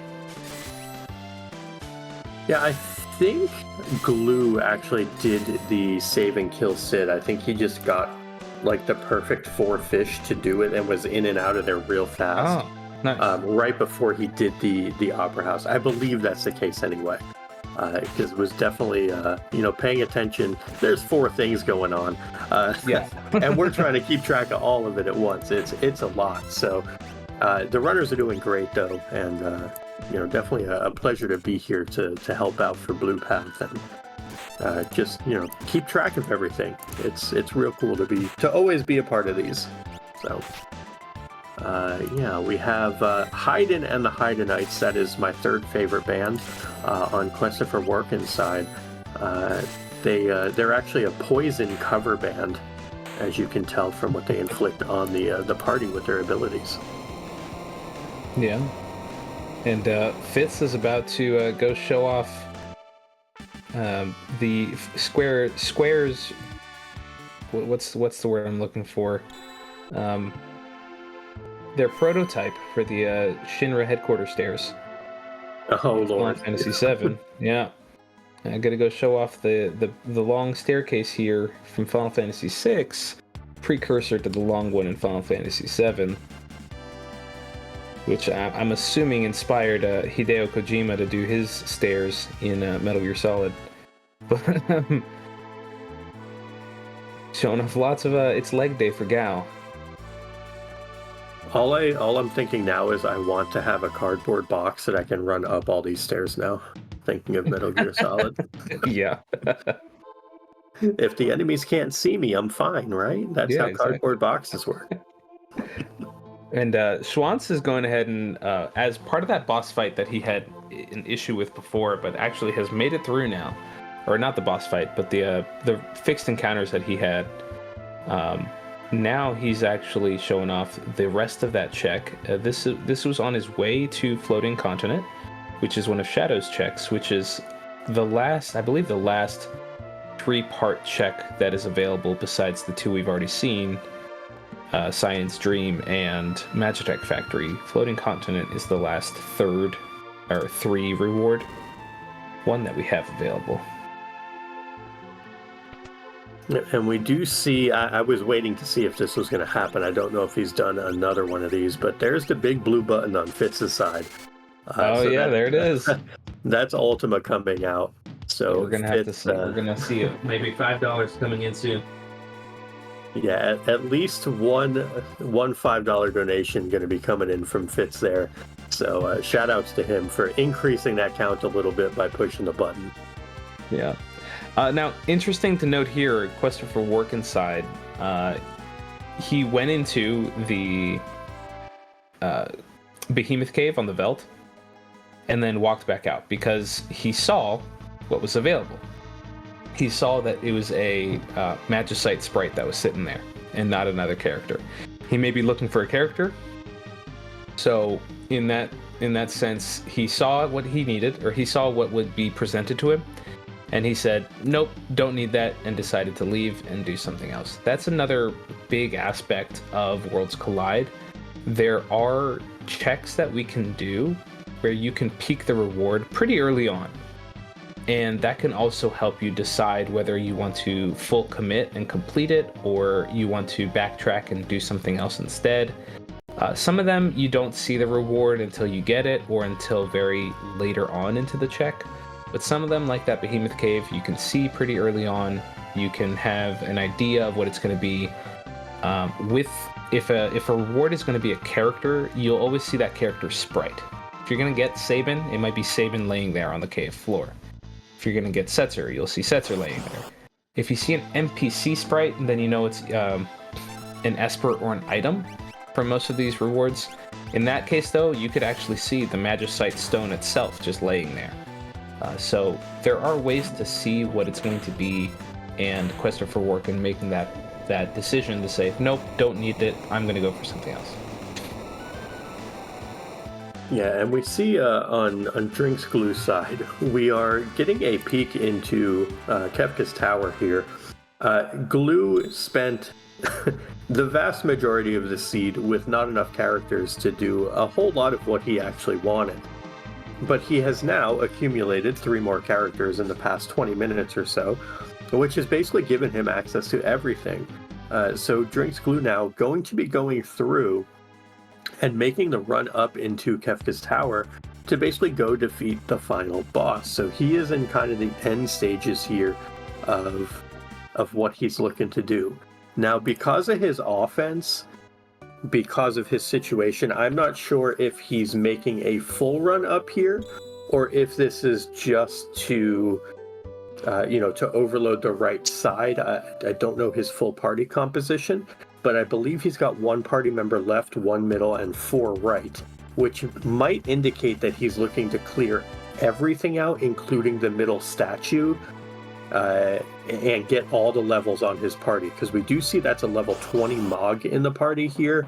So I do wonder if he's going to be making a double dip in the tower in order to get that XP on everyone, learn those spells, and then kind of pop it back in, maybe with the skip as well at that point. Basically the skip, if you want to talk a little bit about that, Aprebs. Yeah, so as I mentioned before, we have 5 objectives that are set up, and we have to complete 4 of 5 of them in order to complete or have the access to fight Final Kefka. However, there are other secondary objectives that we can set up in Worlds Collide to enable a Kefka Tower skip, which essentially in vanilla game, you land where you saw Drinks Glue landing in those 3 separate spots on sort of the outside of the tower, and you walk your way through, making sure each party is able to get to these switches. that are right before the statue bosses, where you throw those 4-ton weights down onto them to trigger them, right? So typically we have to walk through and get to those switches and have all 3 parties separately get there when they need to get there. However, if we meet those secondary objectives, we unlock the option when you are first flying to the tower to instead automatically land on those switches, eating up about half of the potential travel time to get there, or total time. Sorry, eating up half of the total time it would take to get there, so you can just go straight to those statue bosses. Yeah, so the TLDR on that, skip is good. It can save you a lot of time. Yeah. And those extra checks you take along the way to get there, those particular checks will give you more XP as you go. So overall, it's oftentimes a benefit. I would say in probably 60 to 80% of the seeds, you likely are going to end up with a skip. Depending on how well you route a seed and whatnot. But it's one of those situations where it's nice to have that secondary option, so you don't have to make this run up that Glue is doing. We do see Kefka's Tower, Fanatic's Tower, being peaked or done by Schwantz here as well. He does see there is a character there. It is a Gao. And so he may be giving us the full Fanatic's Tower treatment, because I do believe he needs a 6th character. Then he will be on his way into Kefka's Tower as well. So the runners really kind of converging here on their last bits of progression to be able to go fight the big bad final boss, who, in my opinion, the villain actually won in this one, since, Kefka did destroy the world after all. Yeah. Yeah, and actually we talked right through it, but kwehstopherwarken, while I was talking about Kefka Skip, or KT Skip, had actually fought the spicy chicken himself, Poltergeist. And this is, as we were mentioning before, that's a bit of a scary Poltergeist to run into, because this is pretty late into the seed, and that scaling is pretty high up there. So luckily able to make it through and defeat Poltergeist. But it was a long, hard-fought battle. Speaking of long, hard-fought battles, Fitz and his fish, the fish not cooperating. There we go. The fish finally cooperates, so he's able to go through and feed that to Sid. Now he gets to play with the other fish. He doesn't want to collect this fast one. He wants the slower one. Although both of these are fairly active fish. So he's going to need to find some slower ones to accomplish the goal of feeding Sid the fish to bring him back to good spirits. Yes, that is correct. kwehstopherwarken here, going through Daryl's tomb, one of Setzer's checks, and at this point, opting not even to really get any chests anymore. We've seen our runners actually do a lot more looting than I would normally see. Most of the time after those first couple of minutes, we don't really see them go out of the way too much for chests as they are completing checks. But I've seen a decent amount of that lately with these runners today. But at this point now, he's just going straight through and heading into that boss battle to get his reward. I honestly think part of that is, have we seen a single Illumina or Ragnarok? We haven't. We've only seen the Atma weapons and the VK. So yeah. So Valiant Knife and Atma weapon would be our offense, plus the spells, obviously. But without Illumina, without Ragnarok, I can't fault our runners for wanting to open more boxes and getting more things. It's just a situation where you're spending a couple seconds to try to accumulate minutes worth of power. Yeah. Don't hate it. Don't hate it at all. It looks like Schwantz actually decided that whatever he got at the top of Fanatic's Tower wasn't worth going back down to get Gal. He just reset out and I guess is deciding to go another way. I think he got sent a character from kwehstopherwarken as he was doing that. So he said, no, this is a long check. I'll go do things, get my skip unlocked, and go from there, which makes a lot of sense. You know, he's at 11 espers already. I think he only needs 2 or 3 more checks to have everything unlocked. So it's a situation where it makes perfect sense for him to be like, I'm here, I'm going to get this character. Oh, I got another character, I'm out. That makes more sense. Always fun when your dice thrower gets confused. Thankfully for Schwantz, it doesn't cost him here. Setzer didn't actually get to act and the Skull Dragon goes down.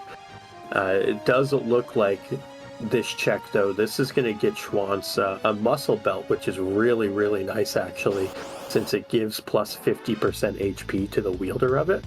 That can go on your Valiant Knife user right away and really have them make some hay with big damage numbers. And, you know, bigger numbers is better, right? That's right. And looks like he's opting to go and have his Blitz user learn Bum Rush. And that's that last level Blitz that's there that can dish out some real nice damage. Yeah, the Bum Rush, aka Phantom Rush, I believe it's called in the Pixel Remaster version. This is basically it is a magic-based blitz, and I want to say spell power-wise is comparable with Ultima. It is incredibly powerful. Even a terrible character with bad magic, and we're talking like 19 magic or 20 magic, like a real low-level Cyan or just a bad roll, will still do like 6,000 to 7,000 damage with it. It's an incredibly high power ability. So definitely worth learning. It also is damage penetrating, so anything with like a safety bit status, which would be the ability to take, I want to say it's half damage from physicals or something like that. Mm-hmm. The ability to nullify all of that and just do non-elemental penetrating damage is huge. Yeah, it's really those abilities that are able to pierce. Those really come in so clutch to the success of a runner and getting through some of these really hard boss battles. So having that, like you said, having that magical damage, which in this game is already pretty broken, to be able to have it then pierce through defenses as well, it's such a good option.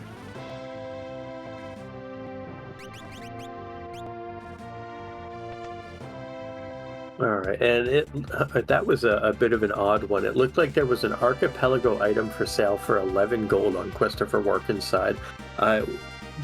That would typically be a rename card, so I guess those are interchangeable throughout the Archipelago. That's something that I'm definitely going to have to look into after this. But we have some renaming happening for Fitz here. TheShwantz looks like is being a rename here. I do think that Team oneFreeFitz is currently a bit ahead of the Schworkens, which the teams have named themselves today. So I think Fitz may be taking some time to name his characters if he can figure out how to spell Schwantz.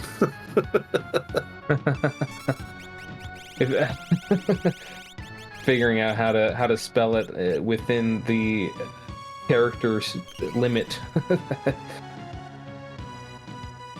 Yeah, because it is a limit of 6 characters, right? Yeah, that works.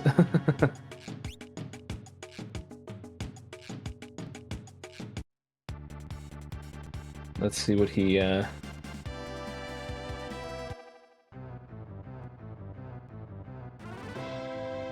we go. Nice. Alright, so these switches now that we see our characters on, those are the switches that you could land on, and I'm talking about on oneFreeFitz's screen. Those switches that he had those characters on, those are the switches that you would land on immediately if you were to do a KT skip, which I believe I saw a while ago.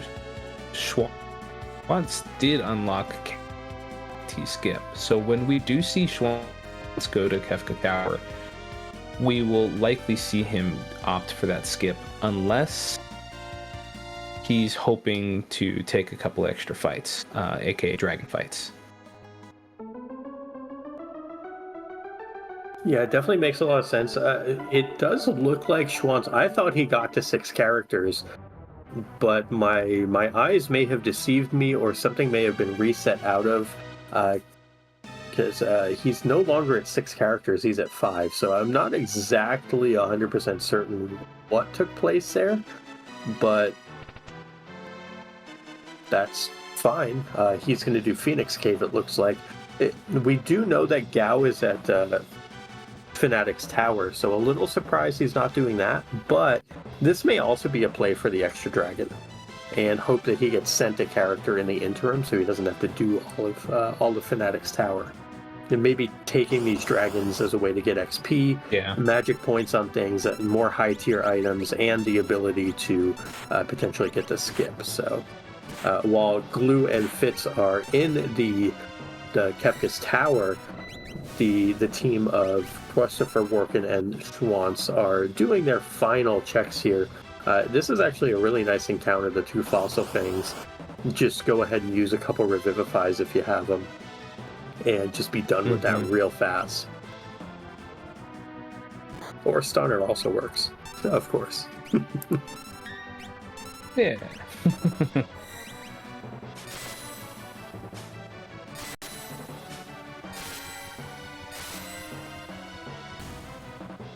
But I would say before we get too close to the final boss, where it will be a little awkward to kick it over to Hyperion, anything you got for us, Hyperion, before we get into a bit of a stage of there's going to be a lot to talk about? Well, I'd really like to push some of these incentives a little bit. We've only gotten 2 people so far putting their hat into the ring for naming the Peggle file names. You can donate to that. When you donate, you can put it towards that incentive and suggest a file name for that run. So far, we've gotten Knuckles and Archipelago as the file names suggested. So please get your names in. Give them some competition. Let's not have this be such an easy fight here, right?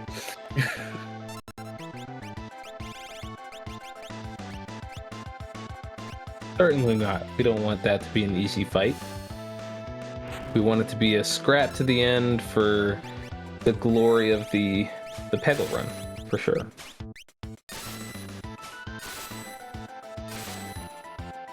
Yeah, after all, they call it a bid war, not a bid pillow fight, right? So exactly. let's get some of those big donos in and get going on that Peggle.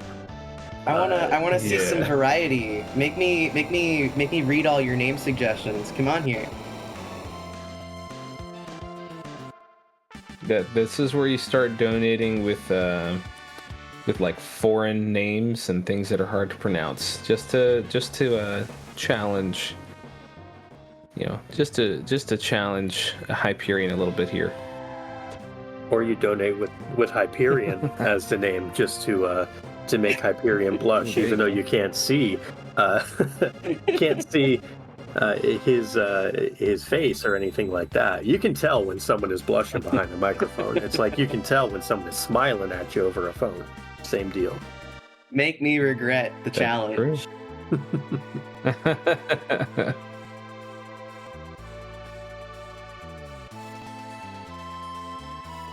Alrighty.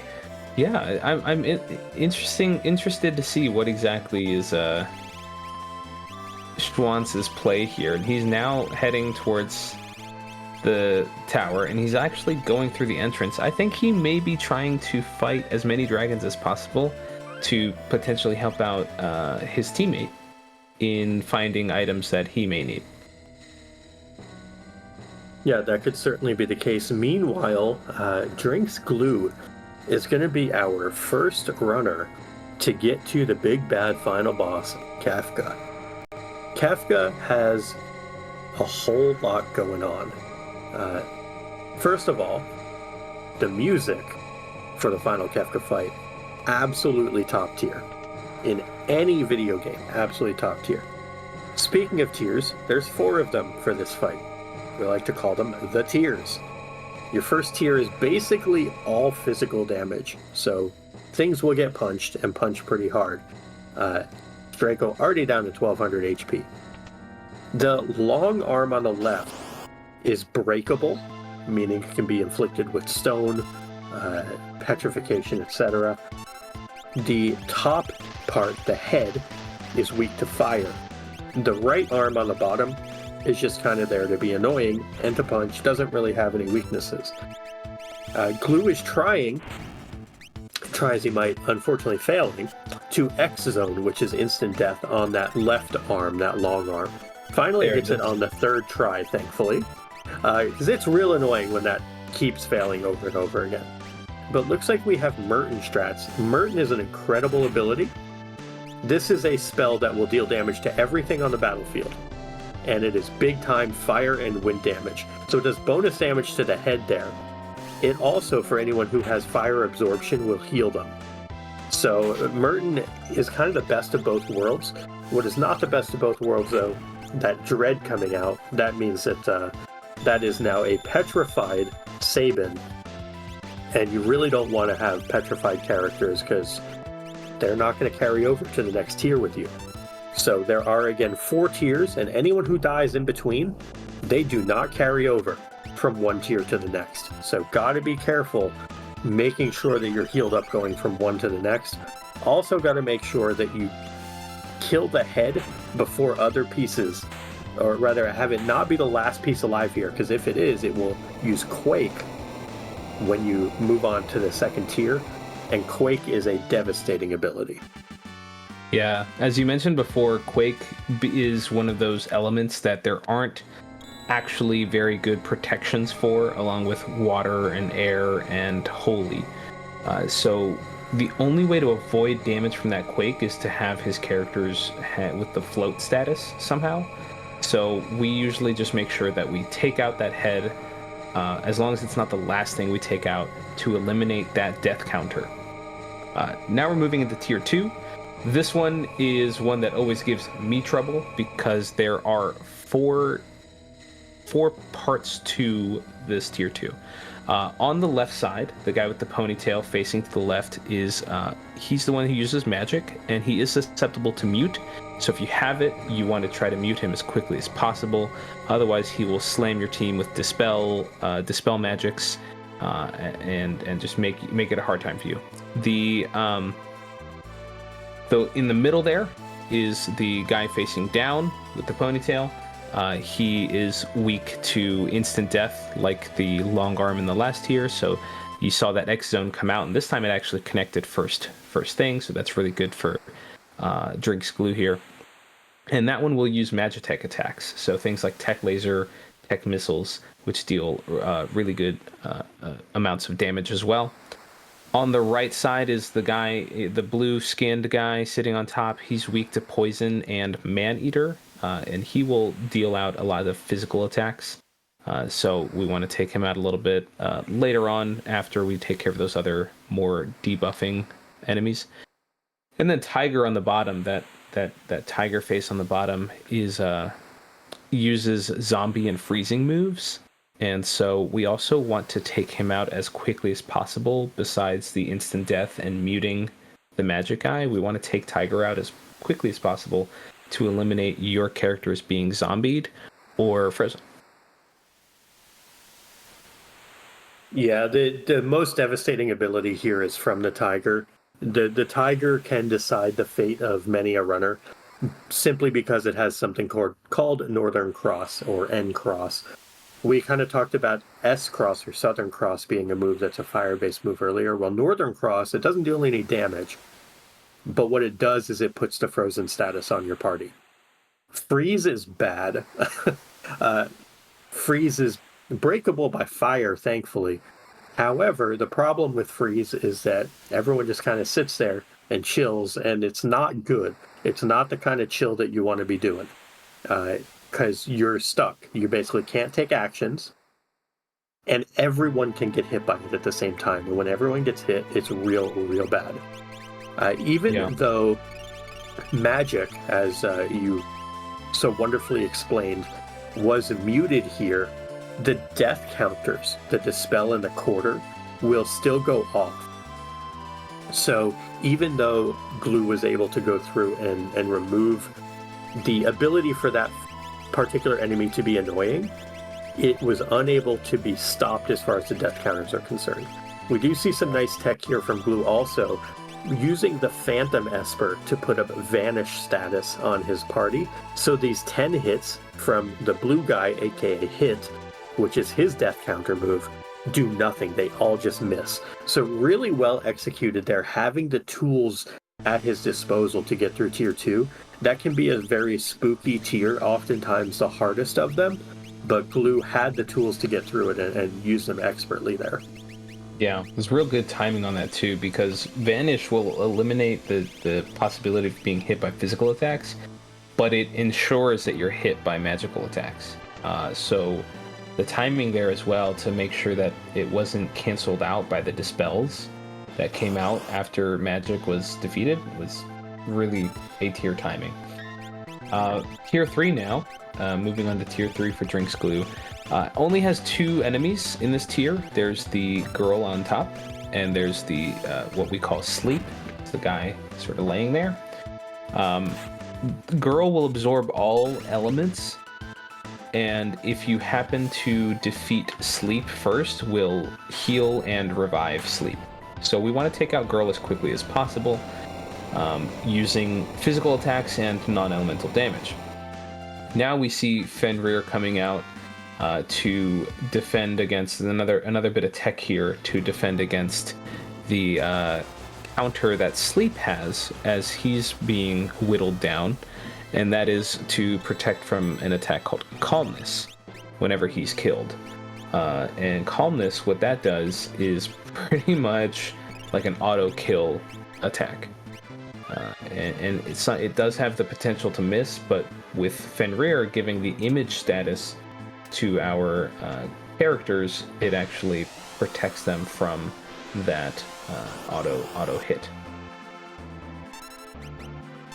Yeah, Fenrir, very nice. Not only does it protect against the auto hit the calmness in this phase, but it will also carry over to phase 4 with the final Kefka tier.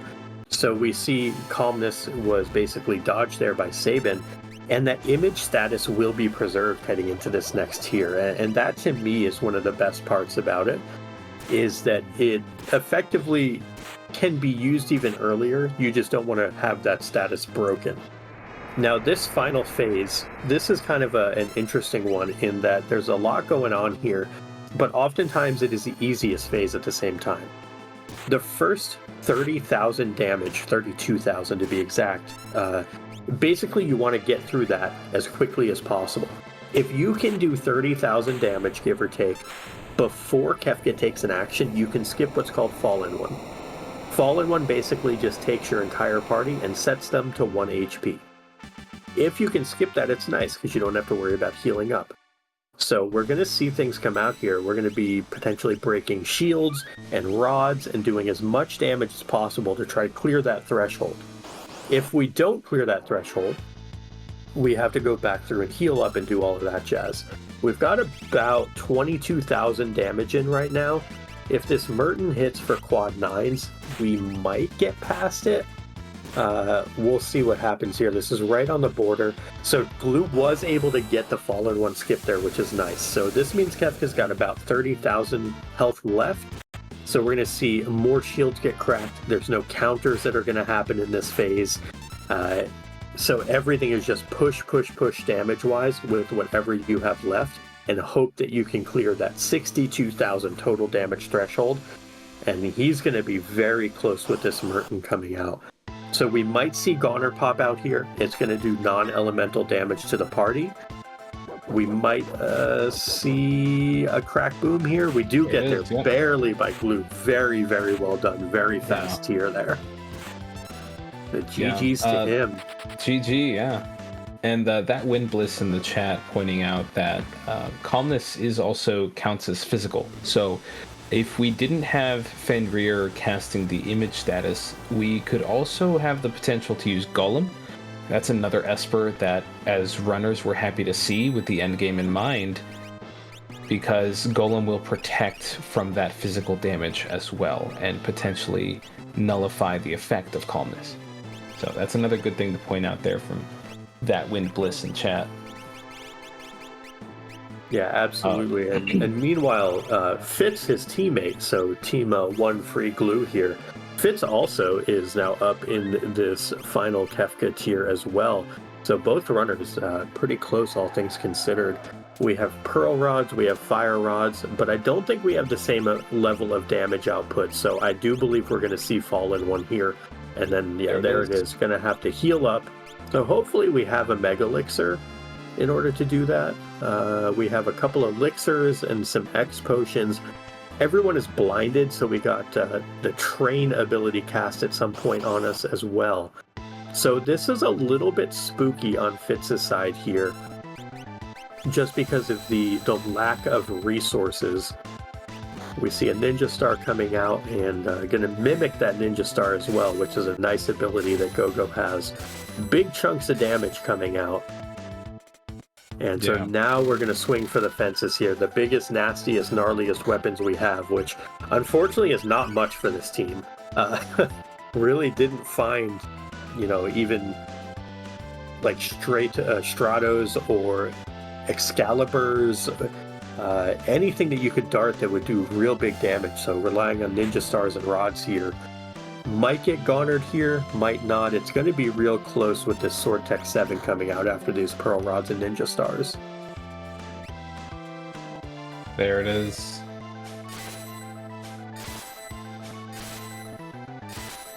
Yeah, this is a bit of a scary moment. Bit of a clenching moment for Fitz. Yeah, and an interesting thing here, Fitz is on his way up, or rather on his way through this final tier here. If something does go wrong, Schwantz is just entering Final Kefka now, and kwehstopherwarken not going to be too far behind. So we're hoping, of course, nothing goes wrong here, but sometimes Kefka is known to do things like ultimate counter, double Havoc Wing. There's the double Havoc Wing. Yep. This is potentially scary, because if this Ninja Star doesn't kill, there's a 33% chance we get an ultimate counter. But I think that is the kill. Okay. Nicely done. Spooky, but nice all the same. So very well done by Team oneFreeFitz, able to get through. GG's to both of those runners. Very, very well done to them. Indeed.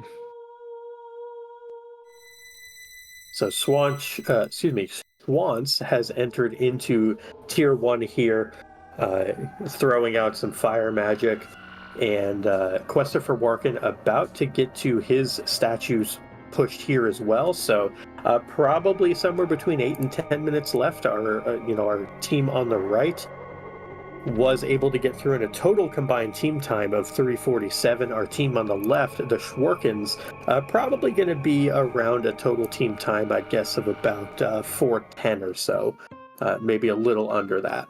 But really good run by everyone involved, showing off some of the cool parts about Worlds Collide, the archipelago setup, and job well done to all of them.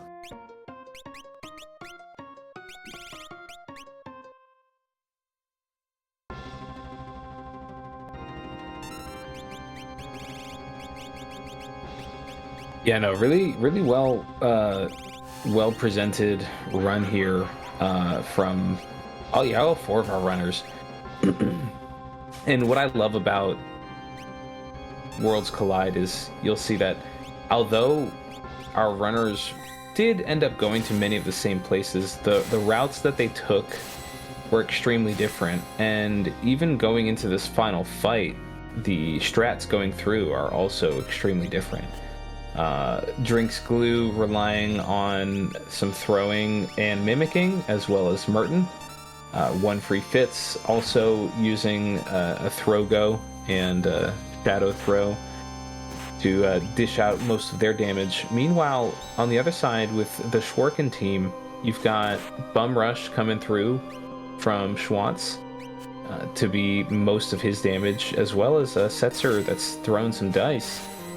And kwehstopherwarken with a completely different setup here with a VK offering and a Gao that he's been relying on for the most part this whole seed with sword tech.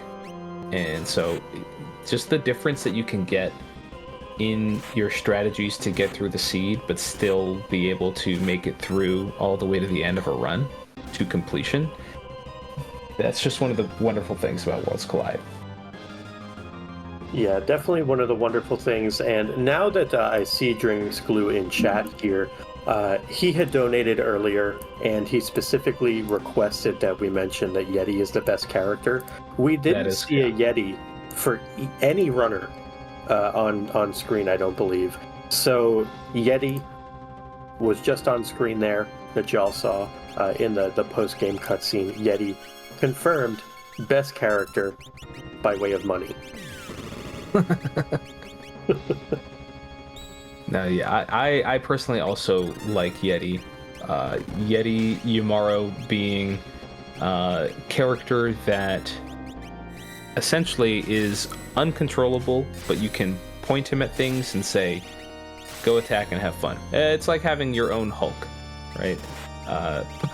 Pointing him at somebody and say, Hulk, smash.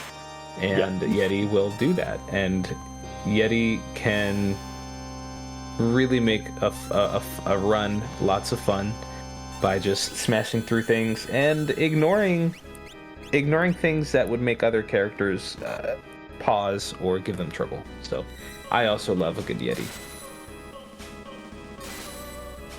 Yeah, there's a time and a place for a Yeti. Character agency is very important to a lot of runners, though, and so not having that agency over your characters can be a little bit scary. But we do see things that are not scary. The damage is coming out from the runners on the left here. Pretty high power, especially up on kwehstopherwarken's side. He just has so many levels. That, like, his lowest HP character, I think at the start of this was what, like 4,000 HP or something. It's just so much HP. But before we we get to the very end for these two runners, Hyperion, you got anything on your end that you want to touch on before we kind of close it out on the Worlds Collide side? Looks like oneFreeFitz has given those donations $5 for 6 Ultima casts and 1 party wipe, so that's a total of $35 from oneFreeFitz. He says, had a blast running, and let's get Umaro as the Peggle file name. So, hey, nice. I'm so glad someone else has thrown their hat in the ring for this Peggle file name fight. Make sure you get your donos in to help name that file name for the Peggle runs. We also have a donation open also for the Peggle runs for full clear of all final levels if we hit that target. We are currently at we hit at least $100. We're at $111. I can read. Out of 500.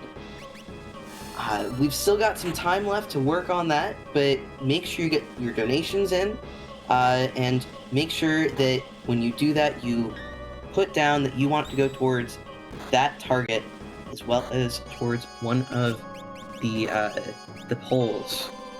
You want to name that file name.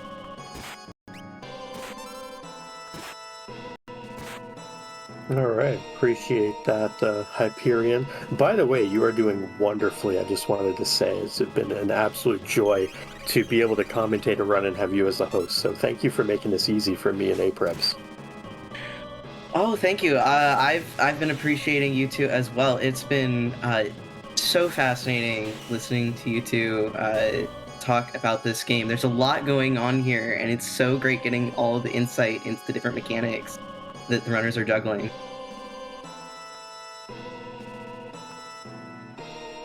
And Oh yeah, no, I do- always appreciate the opportunity to commentate and to show off my knowledge when I'm not actually running it myself and having panic brain completely mess me up.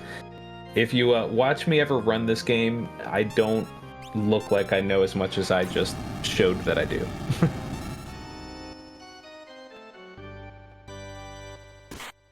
And looks like Schwantz has defeated Kefka, and kwehstopherwarken, his teammate, is moving on to tier 3. Very good. Yeah, so Schwantz joins Drinks Glue and oneFreeFitz with a completion time there of 2:02:25 officially, so not too bad a time at all. kwehstopherwarken going to be a smidge behind, but in a pretty safe place here. And that lock is going to be doing bad things here. If y'all want to see big numbers go burr, watch what this lock is about to do. I think we're possibly going to see like 4 hits of 6K here, maybe even. Only just shy of 5K. But yeah, that's half of the max HP of this enemy here. 20,000 damage per swing, basically. That's that's some big boy damage right there from Locke. Definitely pulling his weight. Oh yeah, yeah, definitely. The Valiant Knife is gonna do wonders here, and as I mentioned before, it looks so lopsided right now with all these other characters having 2,000 or above HP and him sitting pretty at 943. But that's that balance you were talking about earlier. He's at a point where he could maybe, at this point, he might not be able to tank a counter hit from Kefka, but he's coming out with that massive damage there to really help. Here comes the fallen one. So I think he only has a couple of elixirs. So you see, he's probably going to use those on Gao and Celeste, maybe even Celeste and Shadow as the thrower. He's probably going to keep Locke at 1 just so he can get that massive damage from the VK over anything else. Yeah, 4 hits of 6,000 apiece. That's 24,000 damage. One more of those and this fight is over. Ninja Star, a little scary there, but I think that actually finishes it off, yeah. So, kwehstopherwarken Nice. Yep. And Team Schwarken do officially come in second place, total time of 4:07. But GG's to all the runners. GG's to Team oneFreeGlue and GG's to Team Schwarken. Yeah. GG's, all 4 of you indeed. Well done. And again, well done to you as well, Hyperion. Thank you for having us here and making this a fun commentary. Thank you. This was an amazing run to watch. What a great job. Congratulations to all of our runners. Can we get some hype in chat for these runners and how well they rolled with the punches for this? Wow.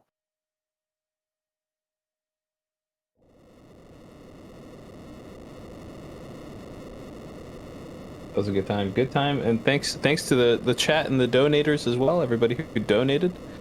Thank you again.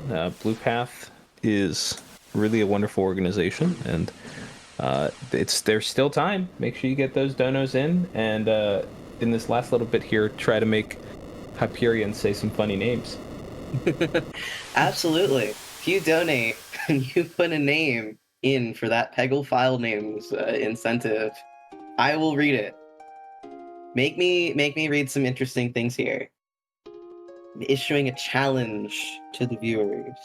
You can find the donation link pinned at the top of chat. Yeah. When you donate, just make sure you select the poll.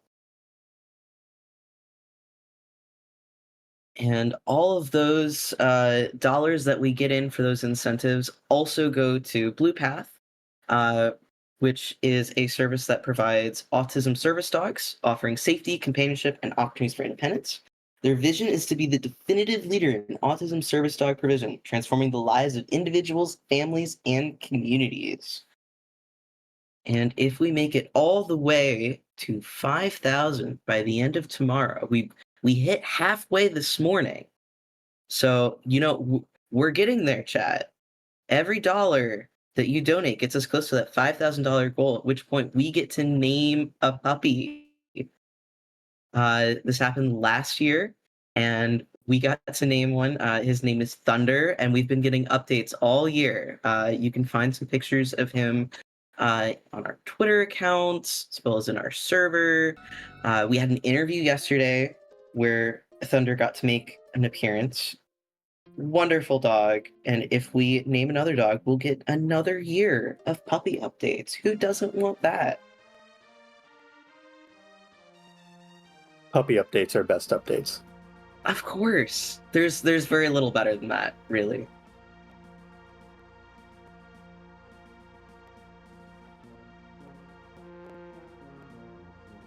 Oh yeah, no, that's puppy updates are always always a bonus.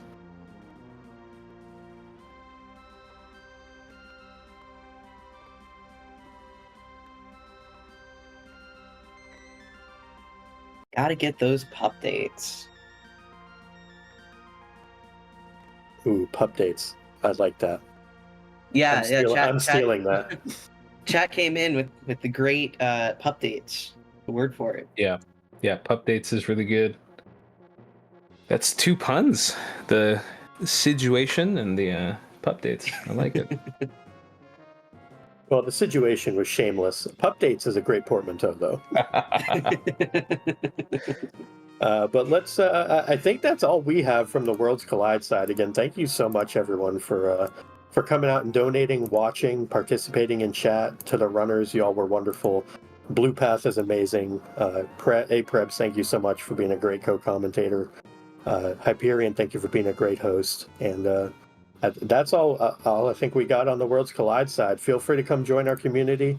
We'd love to have you, love to teach you, how to play if you want to learn how to play. If you want to commentate, if you want to restream, if you want to track, we do races, we do all sorts of stuff. We got leagues you can play in, tournaments you can play in, 1,000,001 things you can do if you want to be part of the community, and we'd love to have you.